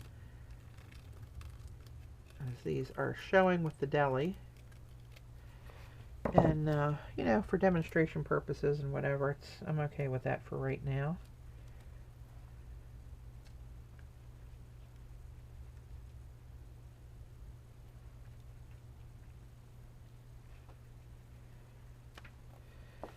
All right, I am going to put that brush in water, put the lid on this. Ooh, this is getting kind of nasty over here. Give me a piece of deli paper and just let that glue itself down right there for now. And I am going to set this aside and let this dry a little bit. And while I'm doing that, I will go back to throwing the jelly plate down and doing a little bit of demos. We'll continue playing with that, and then I'm going to look at it and see if I want to put any black and white pops on there. Get these in the drawer.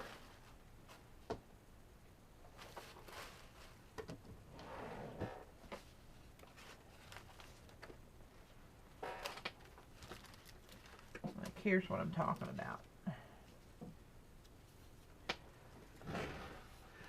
Do I want to put, you know, anything stark like that over top of there?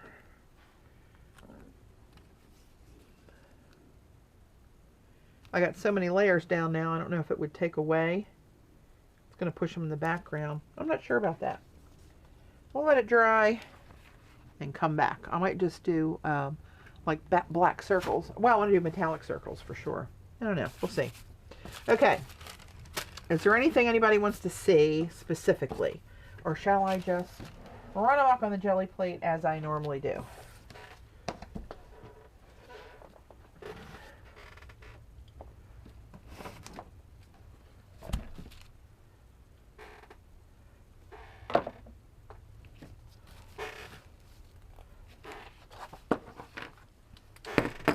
All right.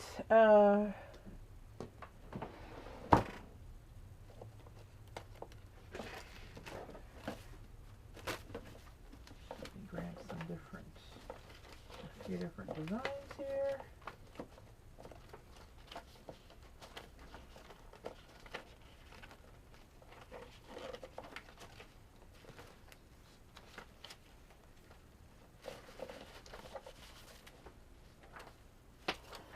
All right. Yeah, let me drop this back down. I had that up out of my way. Now it was blocking me view from the paints. All right, let's do oh,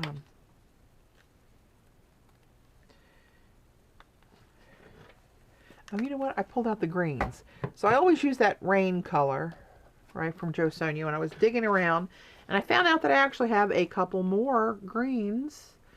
This one's called Seedling, and this one is Vines, and they're Jo Sonja colors from her I get them at Dick Blick. The garden potting soil. Oh, the equal stencil. Oh, Lord. This is going to take me a long time to find these requests because I don't know how many designs I have now. 130 something maybe.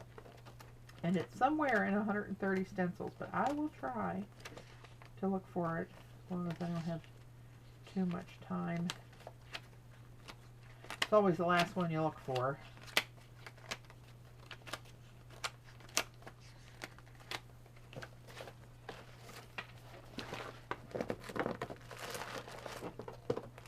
See, here's the situation. This is what I'm digging through to try to find one stencil. So, if I can find it fairly quickly, I will be happy to do that. But I don't want to spend too much time with everybody just having to sit here watching me dig through stencils either, because that's no fun for anybody.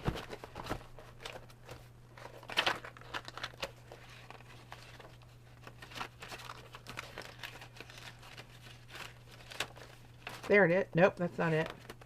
Thought I had it.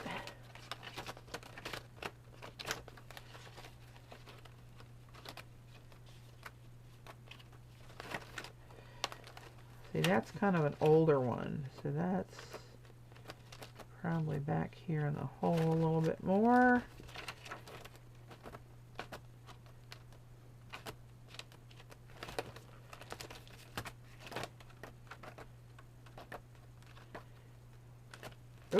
Was that it?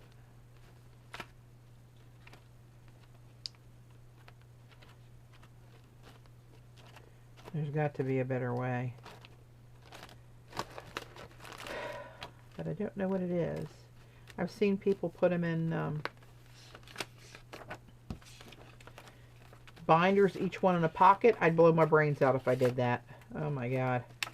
I'd never find anything. I'd never use them because there's no way I'd go into a pocket to get one out every time I needed it. That would not be for me. I could go for that hanging method where you put the little J hooks on there and hang them on a bar somewhere that's handy. But I don't have a handy bar. Yeah. Alright, sorry guys. This probably with the request for the old ones is not going to be a good idea. My heart was in the right place, but logistically kind of a nightmare trying to find it because I've seen every other one but that one, I think. All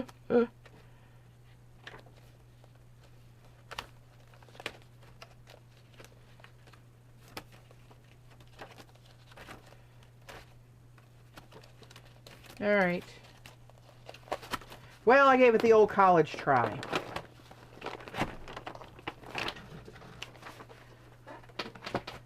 So let's just play. So these are new paints. They're not new paints. They're new for me demoing these paints. And even though I used this brand, I've not demoed these colors that I can remember. And they're kind of dribby-drabby if you ask me. Just saying. I'm not sure I'm going to like that. Let's brighten that up with a little PBO green-yellow. Yeah, off-camera assistant. I have to get Dave down here, have him do that. I don't think so. Now, some of these paints that get, got a booger, there it is, that are very matte, like this is, eat up the PBOs. I mean, it just, like when I use the PBOs with dilute, what the hell do I have all over my brayer? Hang on. When I use my PBOs with my, dilutions paints, you can't hardly even see them on there. It just somehow, whatever's in that paint kind of mattifies. Oh, you know what? I bet I'm pulling these real hard bits off the edges that I was talking about over here. Oh no. Might have a crisis. Yeah, those colors were so close that in no time at all kind of blended into a third color because there wasn't a lot of, so we'll see if any of that shimmer. Good Lord, I got matte, medium, and layers stuck to my fingers. Ah, great. All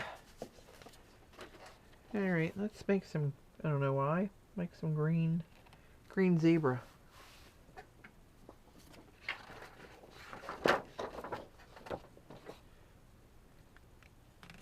Got paint on my paper? What the heck's going on over here? Yeah, let Mojo and Babe help. That would be a big help. Oh, rascals. They are sticking to Dave like glue. He got home from his trip yesterday. They went berserk, as predicted, and have been glued to him since he got home. He is definitely their master.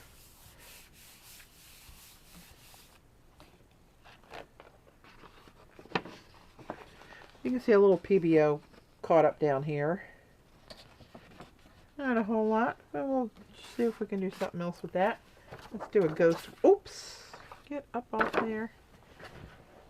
No matter how big my desk is, I always need a bigger one.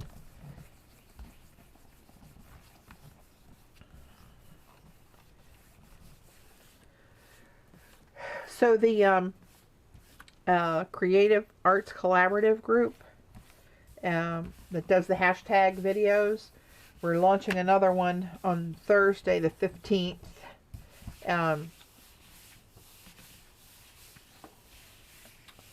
And I went this morning and I bought a canvas I needed for what I have in mind to do.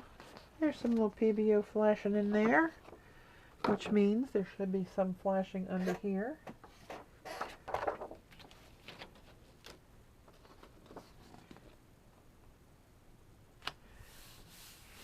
Yeah, Babe is our little girl, Mojo's the big boy.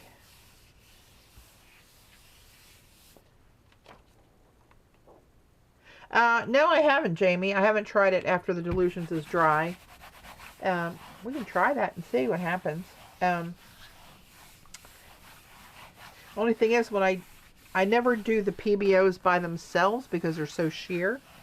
But maybe we'll give that a go and see what happens. All right, just the reverse cleanup. Let me get a couple dilution paints.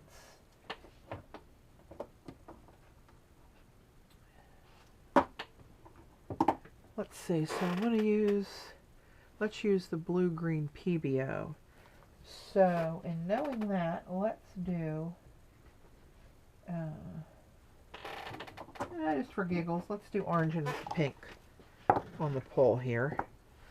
I'll get a piece of my deli and clean some of that off.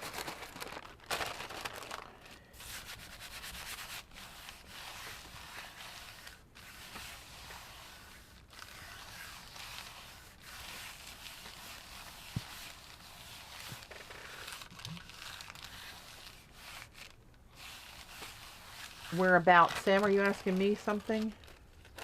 Whereabouts? Or is it you just asking one of the ladies something? Alright. Got my little brayer out still. Let's try. Ooh, look, I got that turquoise schwitzed up in there. Oh well. This will happen.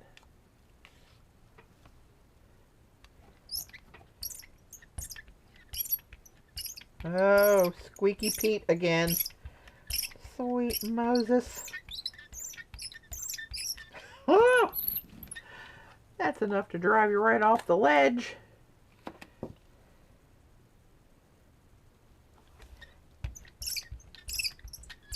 Oh my. Dave is definitely going to have to operate on this puppy for me. It might be beyond WD-40. Let's pull a blend up here. I love to blend these. I know it's torturous with this squeaky ass brayer. But that's the cost of blending pretty colors. I don't know if you guys can see that blend or not. That's really cool. Oh my god. Woo! Stop with the blending. Alright, let's grab something. This is on top. We'll use stickball. Oh, got something in my eye. Hang on. Whew. Feels like a stick ball in my eye. All right. Isn't that pretty? Really pretty colors. And I love how these feel on the paper. They're so, they feel like a clean new chalkboard on the paper. You can't feel any rise, and they blend in with the paper. You can't feel that. If you weren't looking at the paper and you felt it, you wouldn't think there was paint on the paper. Oh, okay, Sam. Didn't know if I missed something or not. Oh, sorry, Kathy. Got the dogs barking at the squeaky brayer. Good Lord. Oh, wow, look at that. That's really pretty. See the blend of the colors where you get that third reddish color in the middle there? You can't hate that. I don't care what you say. Just going to clean the holes in the hopes that I'll get a really pretty, clean, more crisp cleanup print. Like that. So if I didn't do that blot, these holes would have been more filled with paint and not come out as crisp. Barking dogs all over the world. Again, all from just me sitting in my basement. Oh my gosh, I just had something popped into my head. Last night, I was looking at my computer, half watching TV with Dave, and I see this comment come in on one of my videos from yesterday's stream, actually, that I posted on YouTube. And somebody who took the time out of their busy life to set up a new account with no history to leave me a comment telling me that they're so saddened to see that my quest for big business has stolen my joy, and I'm no longer as joyful and fun to watch because I'm all about business now. Who the hell are you talking to? I thought, oh yeah, that's me, little Miss Entrepreneur. And so there were a couple exchanges naturally, because you know how that goes over with me, like a turd in a punch bowl. But I thought, oh, sweet Lord. Like, I don't remember holding a gun to your head making you watch me. Move on. But feel sorry for him at the same time. What a pitiful little life that must be. I should be impressed and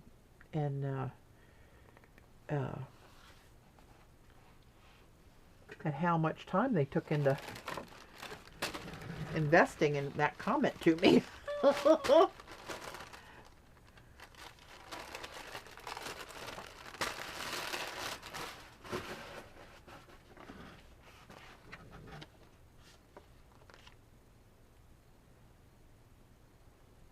I know, it's kind of, it's funny. Because you think about the thought process, like, I'm going to go and come up with another fake, probably had to set up a fake email address or an additional email address so they could go put in another fake YouTube account and then go to the trouble and do all that just to post that comment. Like, oh, God love ya. Well, I'm going to wipe this off because these colors blend with everything. And I want to get these crusty bits. I mean, it's like hardened. I don't know if you can hear that, but it's scraping off of there like I'm sanding some kind of wood. That's crusty bits.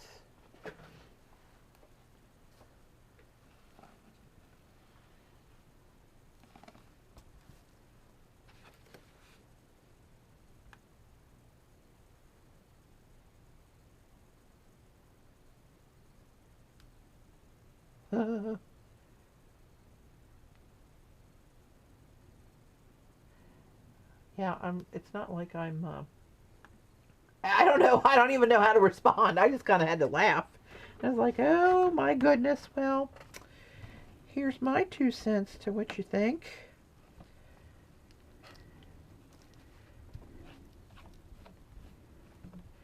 Man, this is all boogered up here, let me tell you. Yeah, I'm getting rich off of this. The funny thing is, I had no part in the stencil designing stuff. I used to demo for iStencils. They'd send me stencils free, and I demo them while I was going to be on doing stencil jelly prints anyway. They just supplied me with product. And then one day she called me and she said, "Hey, I got a question. You're one of the few people that actually does what they say they're going to do when we send them product." She said, "Most people, oh yeah, we send products, we never see anything. You're one of the only people that have ever actually done that. And we would like to know if you'd like to become one of our designers and design stencils. Can you draw?" And I said, "Oh crap, I can't draw a crooked line, but I'll give it a try. I'll make something, and if you like it, you like it, and if you don't, you don't." She said, "Nope, it'll be your design, so whatever they are, they are." And that's how that happened. I wasn't like, I'm going to conquer the world making stencil designs, and to hell with my joy. Oh, bless them little hearts. Okay, so let's do, what is this? Green blue PBO, iridescent. All right, I'm going to put a little layer of this on a clean plate. See how sheer that is? When you don't have it reflecting on another color.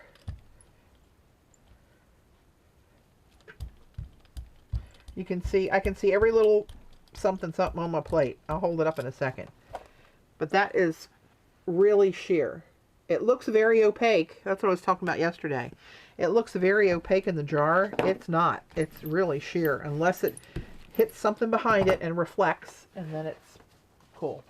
Well, in an effort to not let this dry, I'm just going to grab this one again. Sorry for boring you with the same design. And now I'm going to go over this and we'll see what we get. Patty, do you draw your stencils on paper or on the computer? I do both, Heidi. The ones that that like I've hand drawn, like this zebra one and stickball, and a lot of the tribal ones I drew by hand. Some of them that are more geometric, I use different computer programs to generate the combination of shapes that make them look like they look.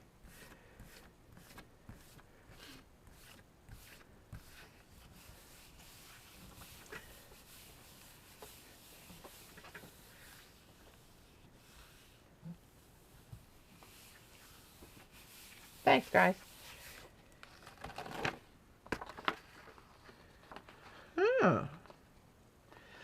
So look how the color looks different where it intersects with the dilutions colors. I don't know if you can like specifically see where it goes over this reddish orange. And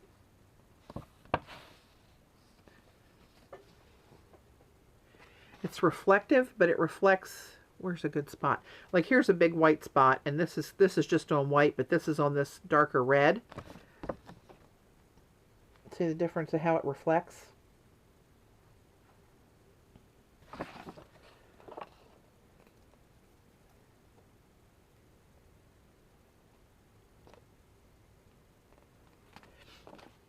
All right, so let's do this with this green one and just pick up this ghost of this.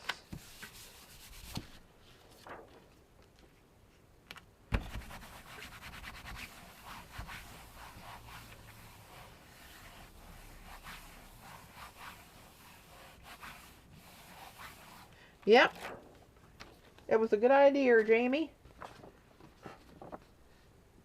Now let's try mixing it. Now that I have this, let me try. Oh, look at that. Oh my gosh, that's funny. That's the same. Oh, look how that came out, because I forgot it's the same stencil design over that print, and it was shifted a little bit, so it's got like a white shadow over the whole thing. Hello. Who'd have thunk it?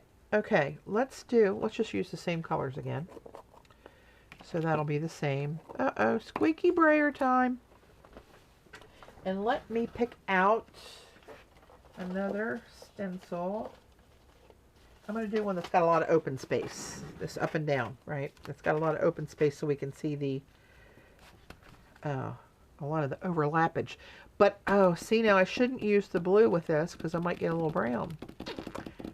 But I'm going to do it anyway. It's a piece of paper. Well, you know, hell with it. We'll just fix it later. Try another one if it doesn't work. Squeaky squeak. Oh, so sorry. I should just take a palette knife and put some of the paper, put some of the paint out on the plate and use my bigger one. Because with this being so narrow, it takes a long time to blend down the plate. Let's do that, shall we? Whew, sweet Moses. Ah, that's better. And then let's get some up there to blend. Pull that back down here to blend.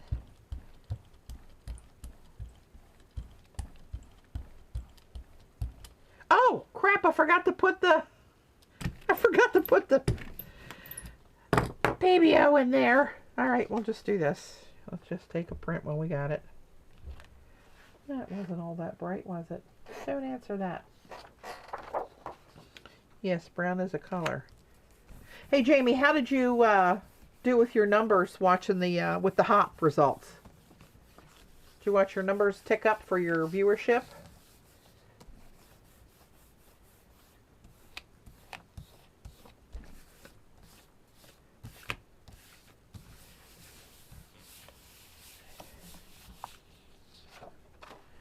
See how clean they print? You get such a crisp print. And that's almost dry. It's smeared a little bit because I just stuck my big old thumb in it. But when that dries, you can't feel it on the page at all. That's no joke. I'm just going to grab a piece of Gelli here.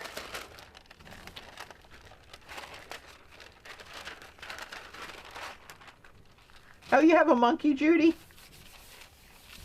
Oh.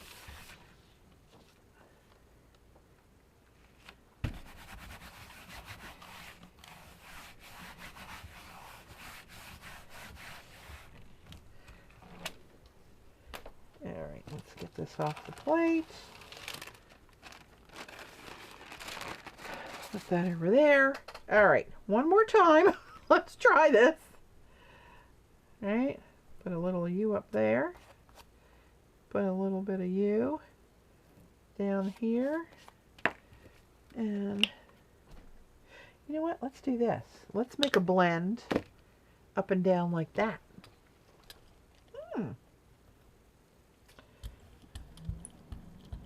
That may be kind of cool. Right, get that going there. Let me wipe this off. This pink is so bright. You need sunglasses. But see that little bit on my brayer? See what it's doing over here? Giving me like natural shading.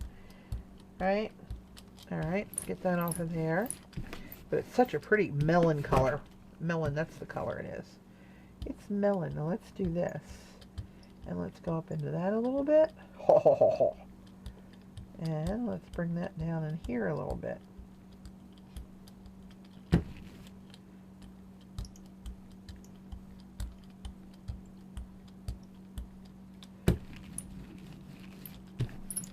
Alright, I'm going to use this 5 to get big openings so we can see, have a better idea of what is that. Chevron Stencil, one of the new ones? Yes.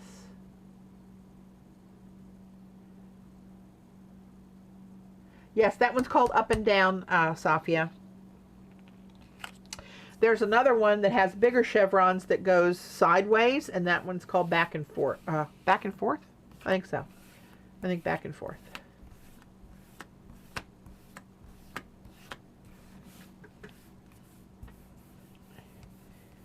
I'm interested to see what this is going to look like. And I think if this comes out, I'm going to try something with different colors that's going to go more with that blue. Because I'm sure I got kind of baby poop down here in the yellow end. But I like babies. Oh. Oh, that kind of looks like a desert sky thing going on there. And there is a little PBO in there, shimmering. But remember, this strip was just PBO, and then I blended it out both ways. right? That's kind of interesting. Let's let this here sit that there and dry. I'm just cleaning up now. Just gonna clean this up.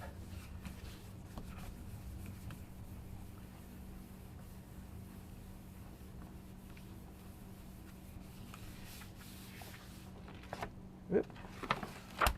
Ghost that.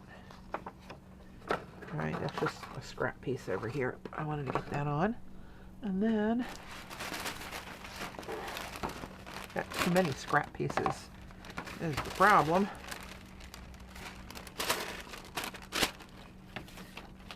That's kind of cool looking, isn't it? I got that 5 on both sides. Oh, you know what's a cool one to show these gradients? Oh, you know what I didn't do? I didn't do my sandwich. I still got it on the back of the stencil.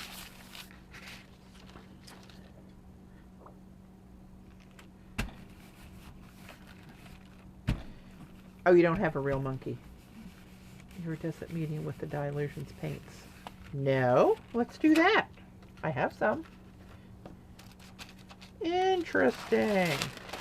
But now what we have to do is when you get to this point where you have those little misty bits of Dilutions, you're going to want to wipe it down because it's going to keep blending with the colors and you're never going to get that true bright color. And depending on what you put on there, it's going to be maybe an unpleasant color. So you do have to be mindful of that with these. And so that's another step that it adds using them, but the results is worth it sometimes to get the result with those colors. You see just that little bit where it looks like it's clean. I keep going back. It's just more and more and more of that pigment just keeps going. Okay, so wait a minute. What was I going to do now?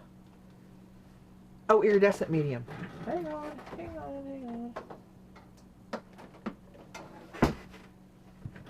I have this kind. Let's try different colors. Just for giggles. Mix it up a little bit. Let's try.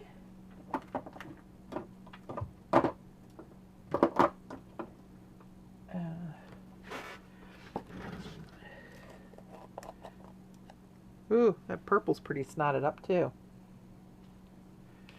I gotta remember to write Ranger. And see how smooth that is? It's really unusual. Alright, let's do yeah,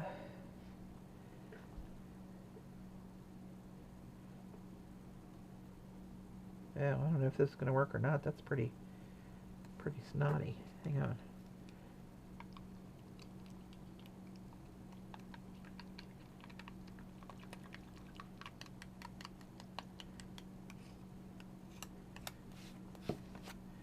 Oh well, we're going to try it. Are you just clumping up? Because I know. The pink and the purple do, Safia. The other ones are like cream. The other ones are perfect. Alright, now let's try splotting a little bit of this iridescent medium in here. And I'm just going to blend this all over. Oh, look at you. Pretty print. Now that's thicker than the Dilutions. So it's not spreading out, it's more spotted in parts of the plate. It's not, it didn't blend completely. So let me use a different stencil. I hate to keep doing the same one, and this is another, this oh my is kind of open. Now see, when this being dry, you can't, if you weren't looking, you wouldn't know paint was on that piece of paper. Very interesting. Very, very interesting. My metallic stencil. Yeah, there must be something in that pinkish kind of pigment that's used to make those two colors. Because it's not, the other colors are fine. Ooh, that's a lot of pretty right there. Oh, hang on, my camera's crooked. How come you guys didn't tell me? Hold on to your lunch. Oop, wrong way. There we go. Hang on. All right. Piece of paper.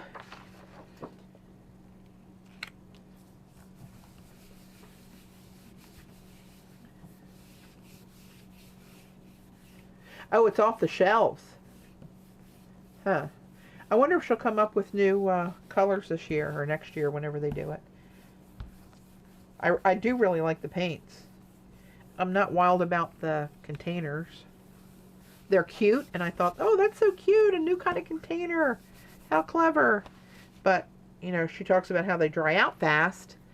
And when you see her demo, she's always putting the lids right back on them. And I was like, ooh, that would drive me a little bit of wacko. If it dries out, it's going to dry out. I can't deal with that. All right, let's see what we got here. Oh, hello, lover. Let me grab another one while this is wet. I can get a pretty decent ghost off of that.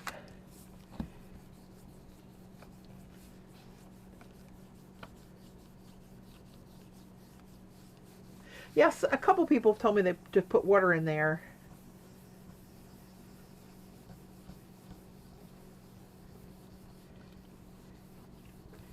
Oh, the edge one, Safi, is that the stencil you're talking about?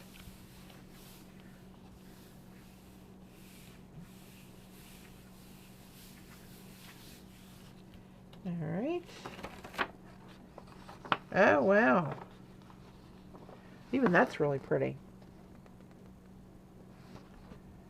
Let's see if I can get the shimmer to show. You can see the shimmer in this one a little bit better, I guess. Right? But see, it's splotchy. It didn't cover the whole thing evenly, like right through the middle.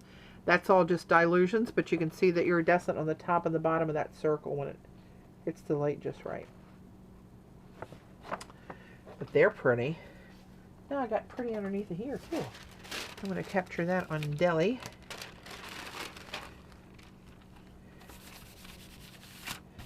Gelli's just cheaper than continuing to waste cardstock on a print that I know. And it's not like they're being wasted. You can use them for something, but good Lord, I got so many of them, I'll never live that long. And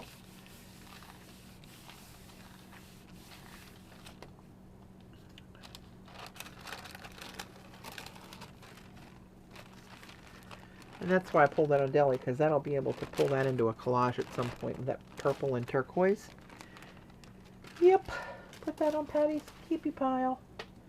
And now I gotta, oops.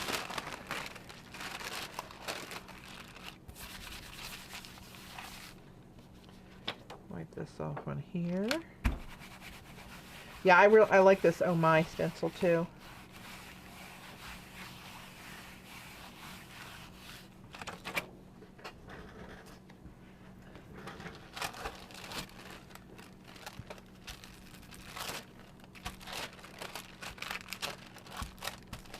Good Lord, it's like a booger trying to get it off of there.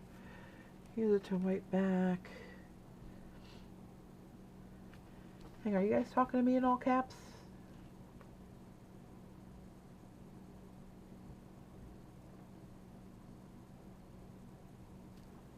Use it to wipe back paint and place two halves together.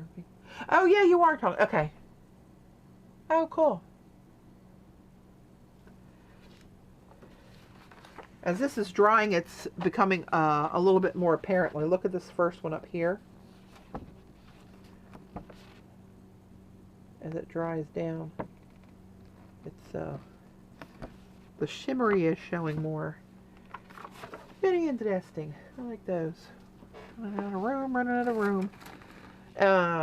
What else do we want to do with dilution? Somebody else had another idea.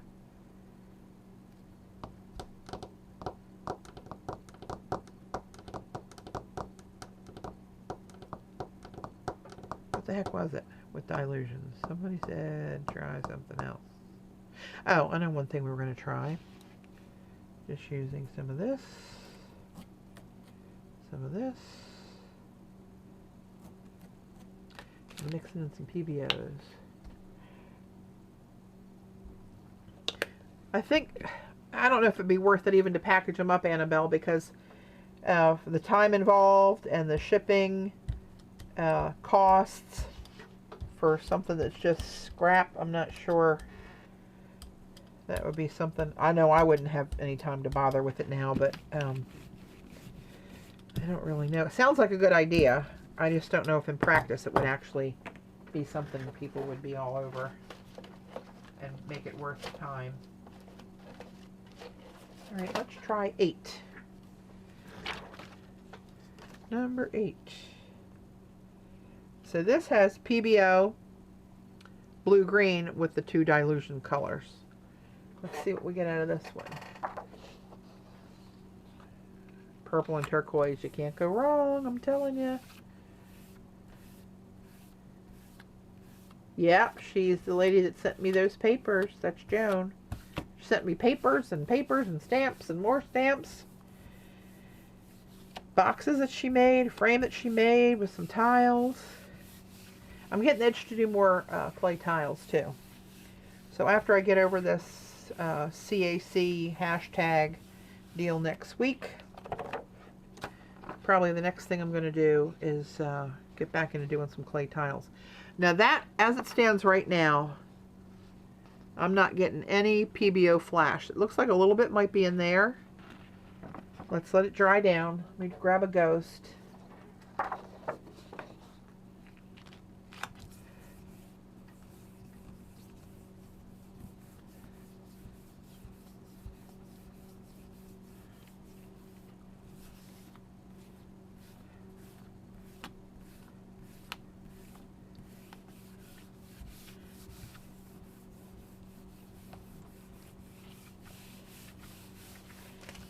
Trying to get a nice clean ghost out of that.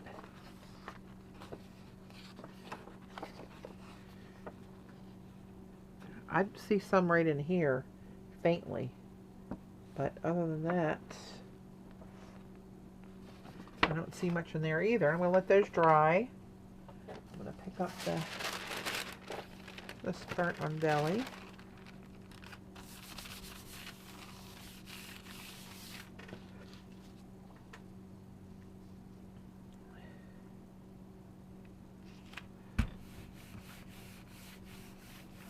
Yeah, I wish that software program was, they'd make it for a Mac.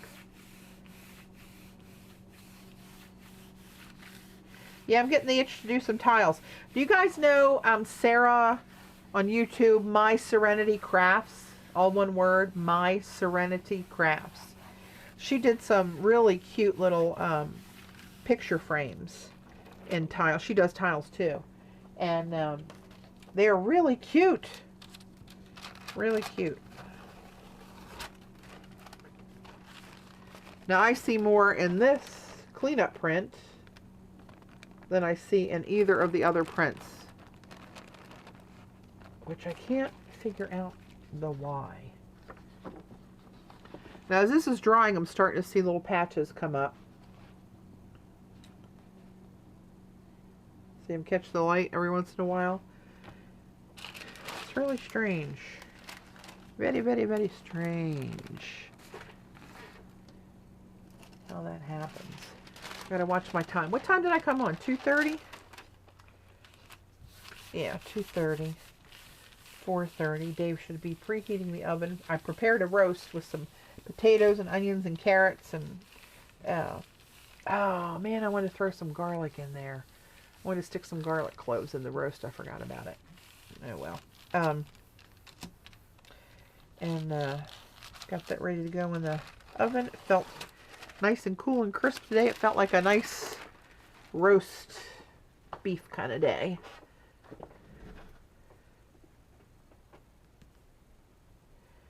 All right.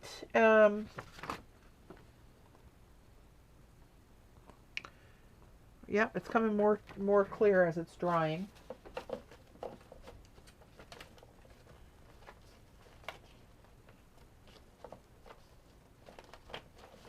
You know, when I first did this ink blot stencil, I don't know.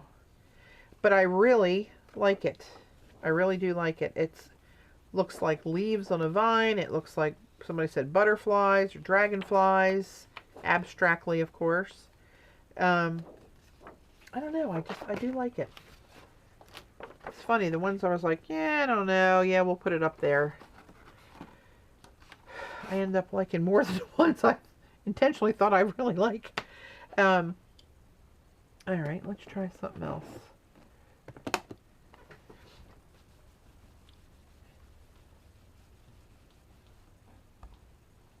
You know what? I just had a little thought popped in my little noggin.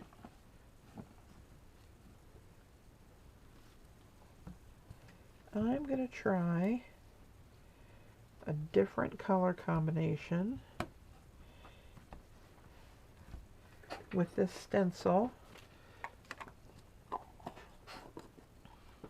Then after that, I'm going to go back to the collage. See if we can wrap that up. Do you like it, Rain? That's one of your favorites, the ink blot?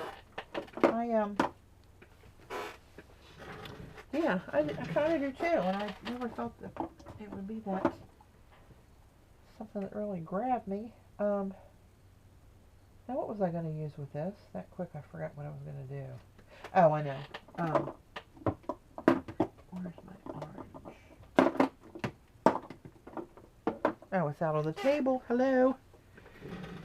All right.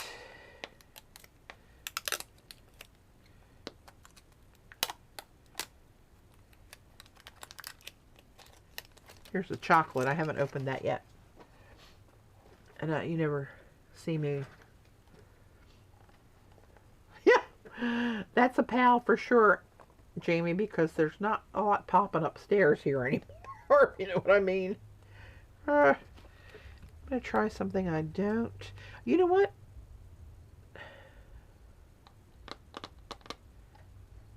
Orange? You know, I remembered in one brand of paint, I mixed the pink, a pink and a brown, and I got a really cool deep coral. And I remember I used it through the Artist Seller map stencil videos way long time ago, and I made a card out of that envelope. But that color combination I thought was really kind of cool. So I'm going to try. Let's do some brown. It looks like milk chocolate. And let's do some pink. And I think I'm going to do a gradient blend on this one. But I'm going to put in the middle there, I'm going to do a little PBO. I'm going to do this violet blue.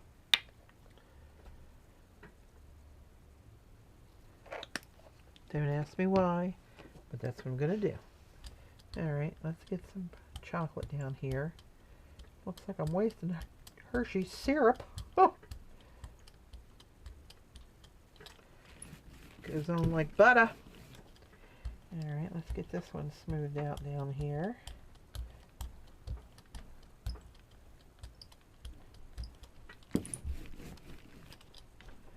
Alright, crazy combo. Let's see what you do.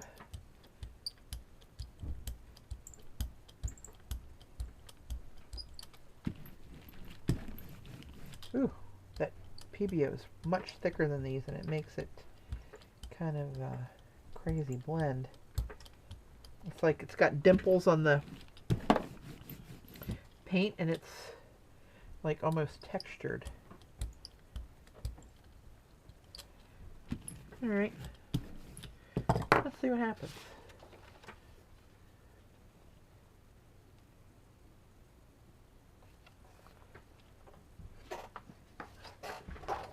Hey, Sandy.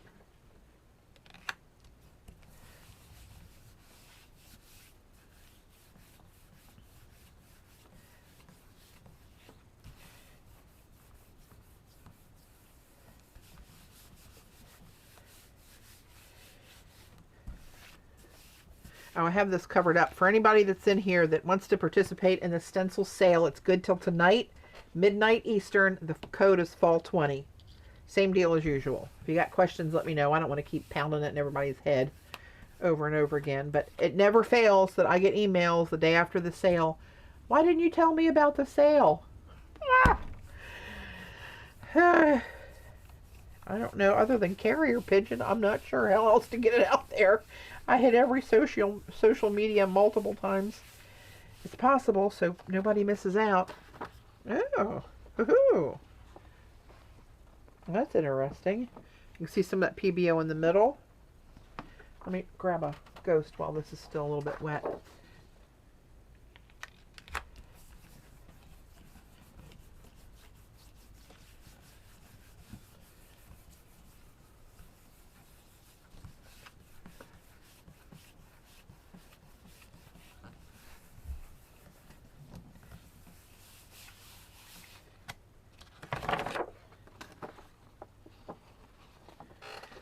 That's even kind of cool, the way it's kind of a,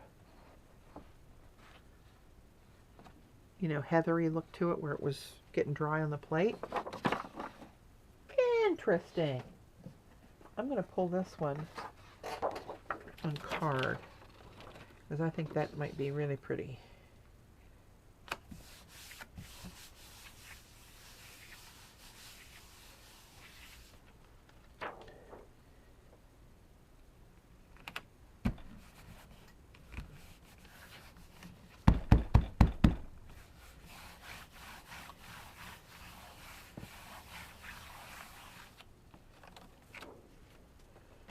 Isn't that a crazy color combination?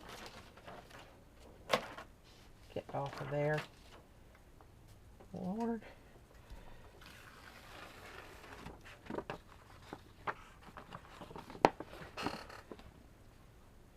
See the PBOs down the middle.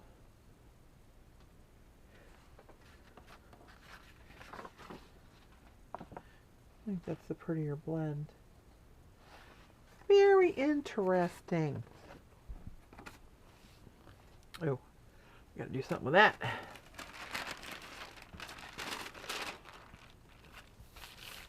All right, I'm gonna put this away and pull the collage back down and see where we are with that. It's pretty heavy with layers of matte medium on there, so it's probably not even dry yet. I'm going to leave this set out as a reminder for me to contact Ranger about those. All right. Get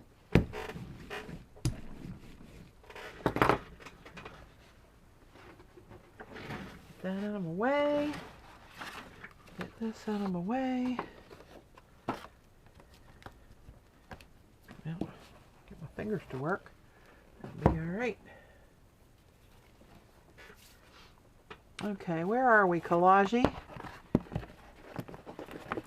All right, it's kind of curled up on me. All right, that's where we are so far.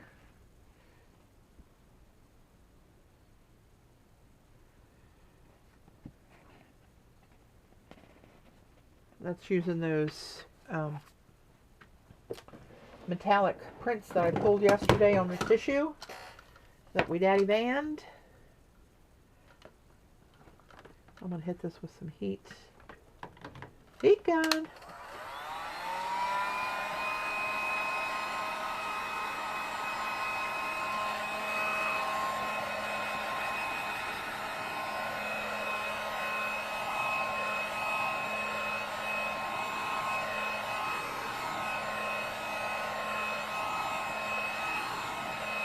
I like those surfboards too.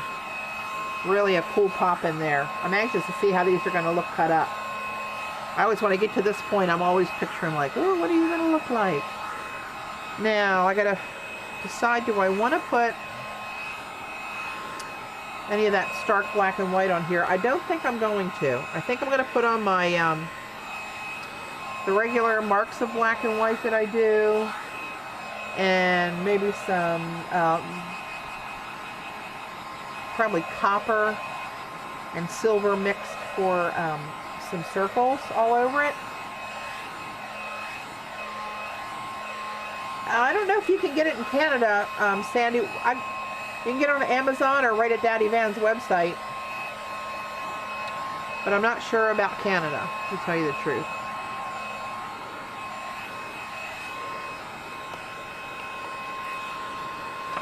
Whoop.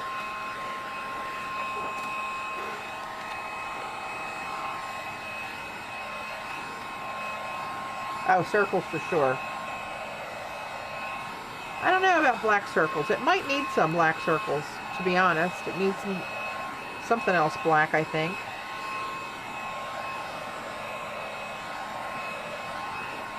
But I'm going to put that 3D stuff on it that's black, right?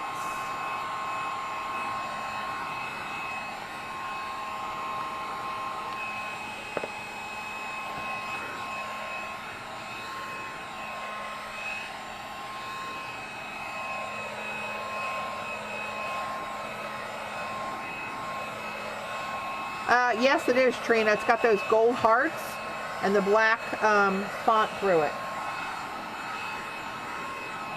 It's very, I don't know if you can see the strings in that paper. See the one gold heart kind of with the point to the right? You can see kind of bigger strings underneath of there on that. You know what's interesting is looking at the bottom of these surfboards, how they look almost like a teal coming through there. And that's must just be the way the paint, the silvery paint, has affected the black tissue, because that's all that's on there. It's it was silver and copper that I blended to a rose gold on black tissue. That's all that is. But it's showing up like a little bit of a muted teal, which I think is pretty cool.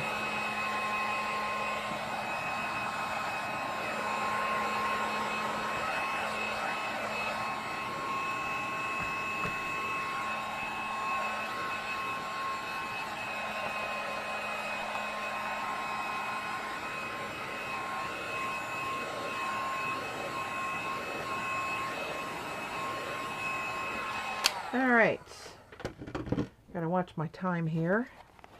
Do I want to tack down anything else? I don't think I need to do that. I think we're busy enough for that stuff. I think I can start layering up now. And I want to do some circles, of course. Must have circles. My paint palette out here. In my trusty little mason jar lid, and I want circles.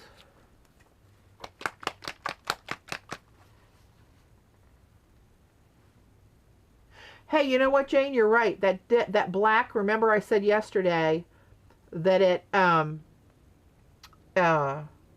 had almost like a navy cast to it in the light. Although it was in a black and white blend of tissue papers, the light caught it, and it did look navy-ish, but that it does definitely look teal on there, doesn't it? I like it. Of course, I like teal, so shocker. Yep, I forgot about that. You is correct, my friend. All right, let's just do a little bit of silver, and I'm just going to throw in the same little ring a little bit of copper. All right, and let it mix as it will. Boom.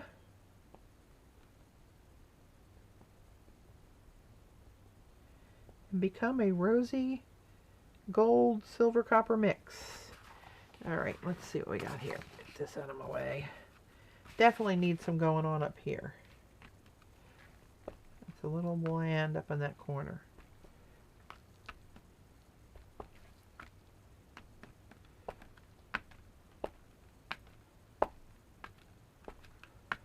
Ooh, these circles look really cool with that mixed color.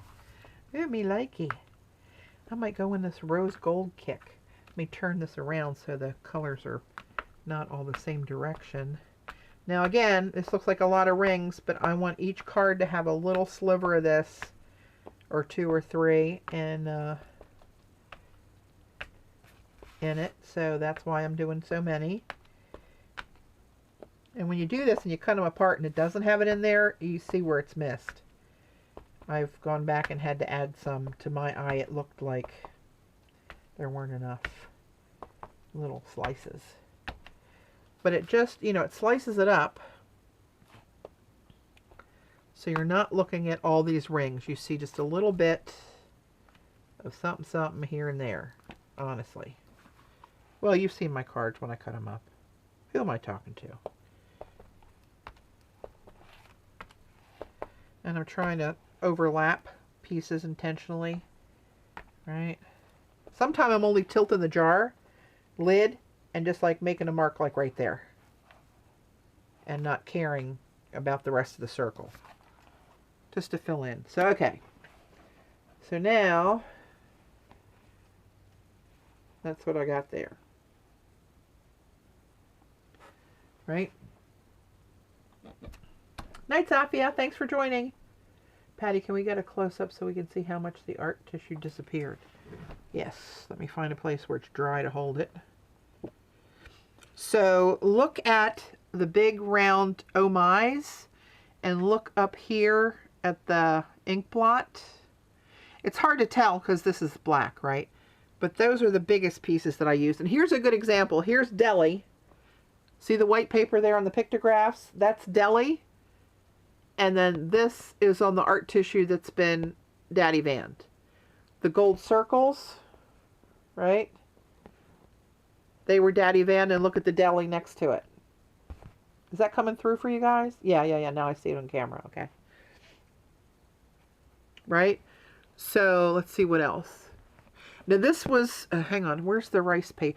So see the difference between this pictograph and this pictograph? That's a good example. Can you see the difference of that? This is rice paper, and this is Gelli paper. See how this kind of just blends and just molds right into the thing. Here's Gelli paper. See the white? Here's rice paper, which is similar to that art tissue, and I believe it was Daddy Vanned, the rice paper. I believe it was. It really is different. It really, like, look at these, all these edges of these. Remember I cut this and I cut it like this.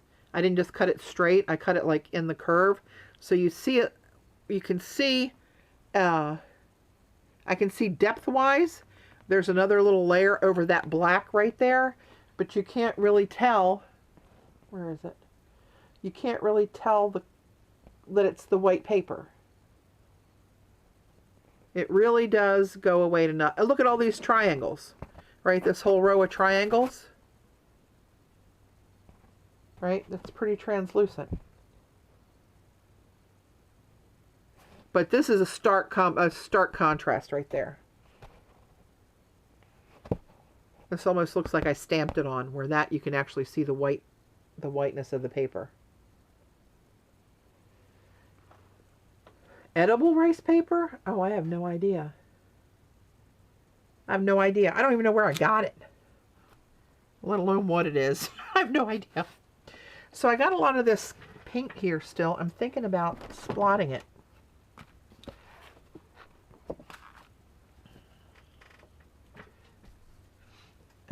Let me get some water in there.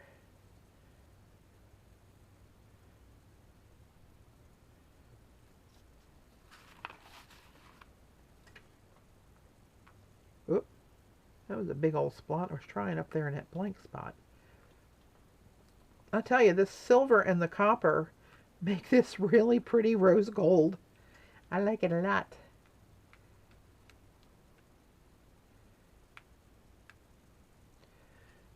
A little more water.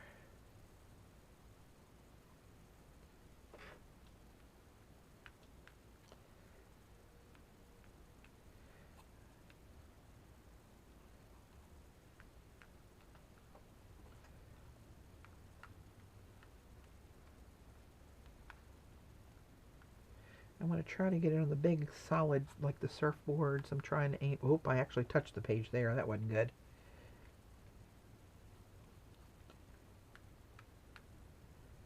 All right, back away from the splots. That's something easy to get carried away on. So, can you guys see the addition of the spots?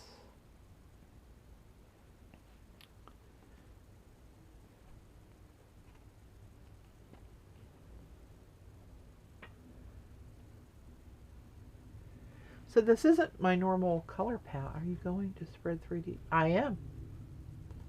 I most certainly am.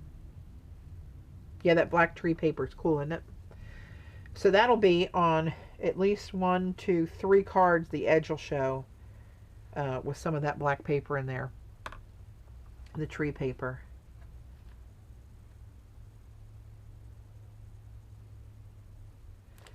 Yep, so I don't know that I'm going to put any white raised lines on it. Definitely needs black ones though. Where the hell did I put that? Oh, here it is, right here. Don't anybody panic. I got it. All right, I'll put my lid away. Get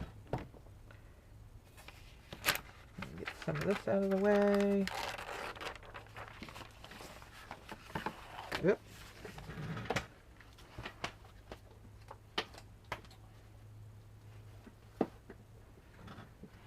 What was the substrate you collaged on? It's just water paper. Strathmore.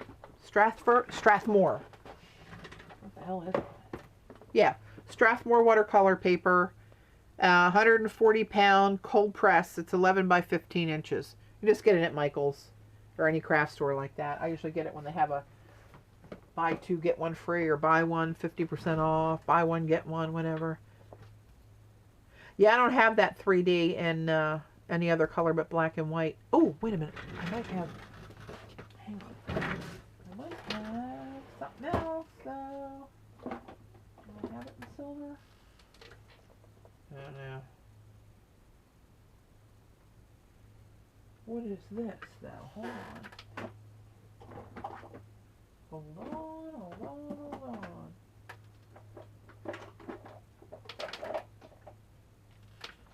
I have liquid pearls in a silver. I have this Shimmers Dimensions in Tauping You'll Call, which obviously is a taupe color. Why the hell I have that, I'll never know.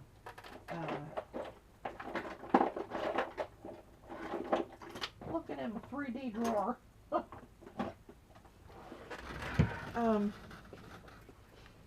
I don't know. That's not going to do anything to perk it up.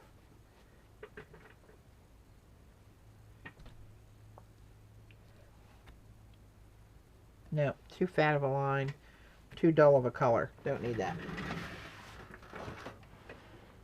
Don't need that one for this project anyway. Now liquid pearl. Oh, you know what? I could do some dots of the liquid pearl stuff and let it set up into like little pearls that aren't liquid.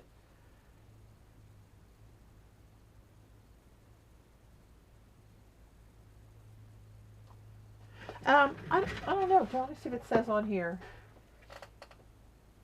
Oh, it is 300 GM. Sure does. Yep, it sure was on there. I never even noticed it before. All right. Okay, I'm going to do the black first. This is always the scary yet thrilling part to do. Get this out of my way because that's a disaster waiting to happen right there.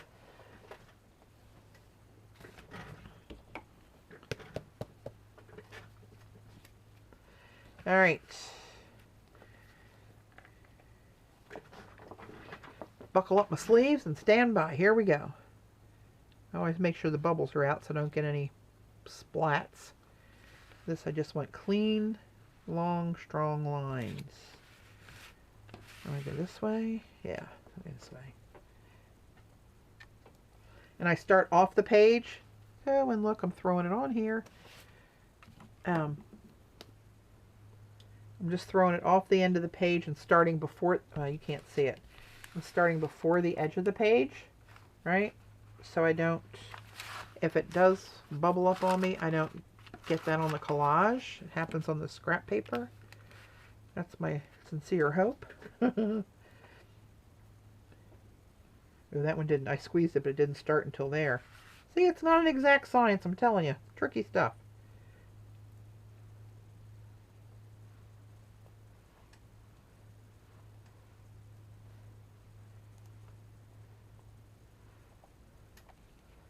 Again, I'm just trying to like eyeball every card and see what's going on, that I get a little something everywhere.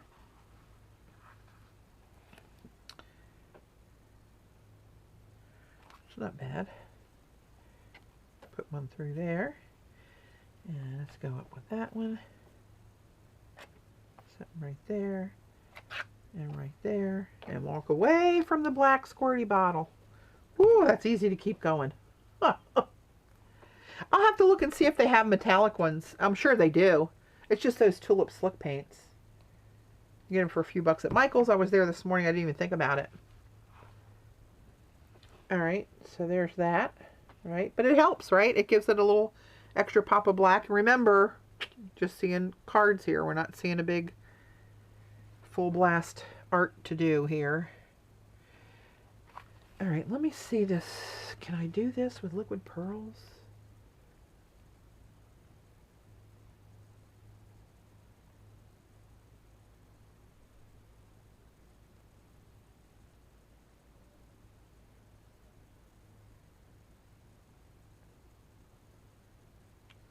Thanks, Denise. Oh, so maybe I should have done this first, because this I'm probably going to have to touch the paper on. But I'm not going to do it that way. I'm going to just let it drizzle and see what happens. Hang on to your shorts, people. Here we go. Oh, that's just balling up. Well, there's a pearl. Oh, that did not continue to come out nicely. Ooh, there we go. That's not bad. It's not wanting to drop, though. It's wanting to curl up. This is kind of old, though. If that's another call for donation, Dave's going to go berserk. We're just started telling everybody, put us on the no-call list. A couple people calling for collections have gotten really snotty with us lately. And calling for breast cancer. And I was like, you know what? If anybody gets it, we get it. We're both survivors.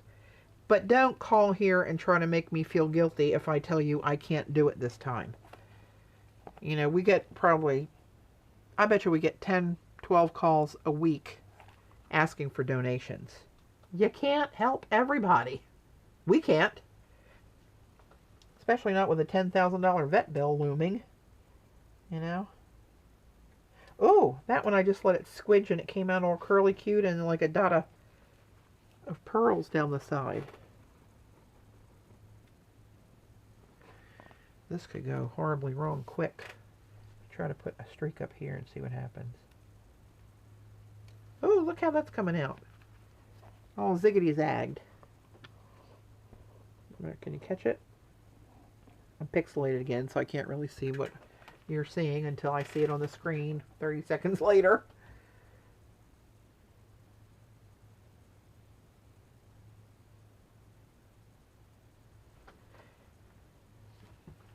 Alright, let's just throw another.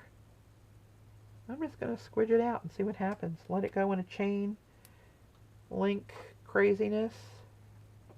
Oh, stop! Back away!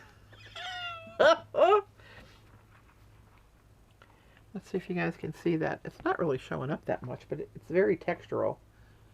Can you see those trails of like liquid pearls? Where are they?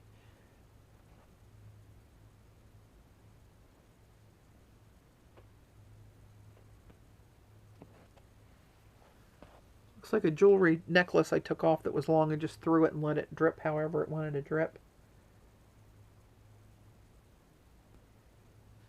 Alright, so that's where we're going to end up with this. I'm going to stop while I'm ahead. So,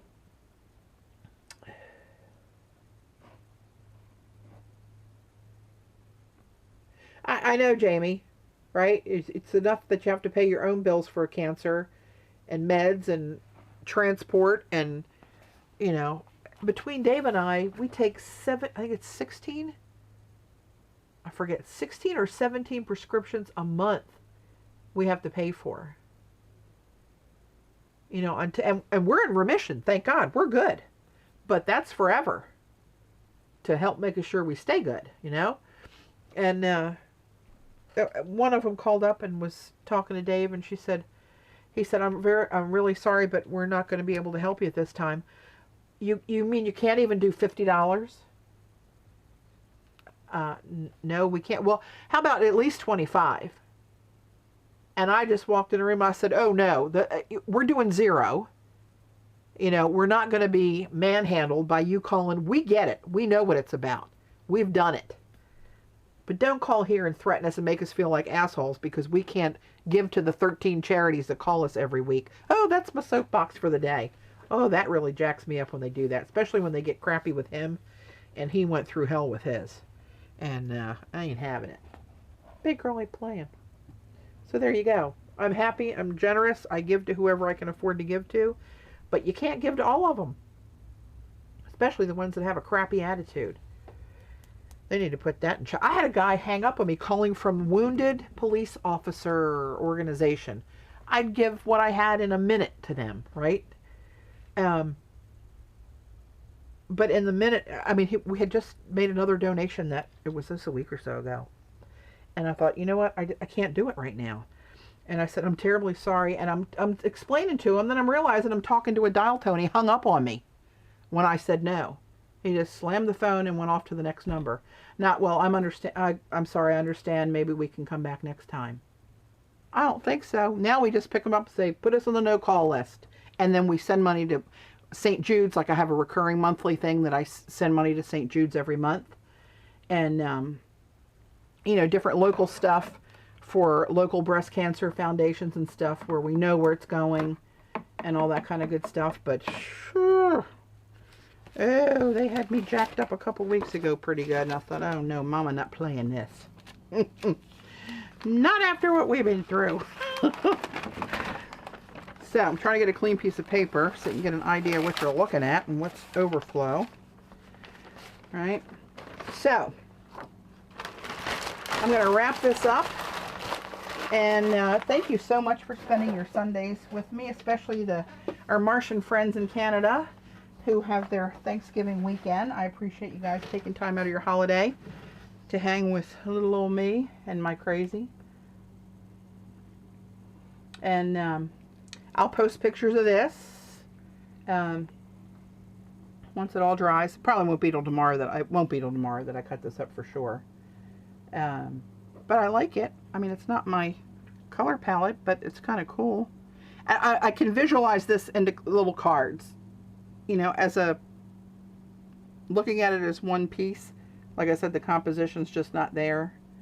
And it's overdone, but I did that intentionally.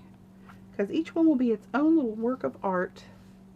So, to wrap up, you guys got, what time is it? 5:18. You have until midnight, so 6.5 more hours of the sale. So it's midnight Eastern tonight. The fall 20 is still good. Thank you guys so much for your support. Don't ever feel pressured on feeling like if you're going to watch me and know me that you have to buy these stencils. If you can't buy them, don't buy them. I get that. I have no problems with that. I appreciate you being here and hanging in with me either way it rolls out. I will catch you later this week. I'm probably going to try to stream Thursday and do my creative art collaboration hashtag video. I'm going to do it live and then push it up with a hashtag because I just won't have the time this week to try to put that together. I'm going to do a canvas that I have in mind, and hashtag is still secret at this point, but it will come out. You'll see it on the 15th start rolling out, and depending on where you are, the artists participating that are in New Zealand, it's going to get thrown out there early so people will see what it is. They're just trying to keep it quiet so people that aren't involved don't hijack it and try to tag everything on the under the sun with that to get attention when it really doesn't relate to the subject matter. You know, once it's out there, anybody can do that, but they try to keep it quiet now so that it doesn't get abused, and it dilutes the purpose of it. When people go back in history and tag 500 videos they have with it just so it turns up on a search, it screws up the back workings of Google and YouTube, how they work with search engines, and it dilutes the search results instead of making it clean and true to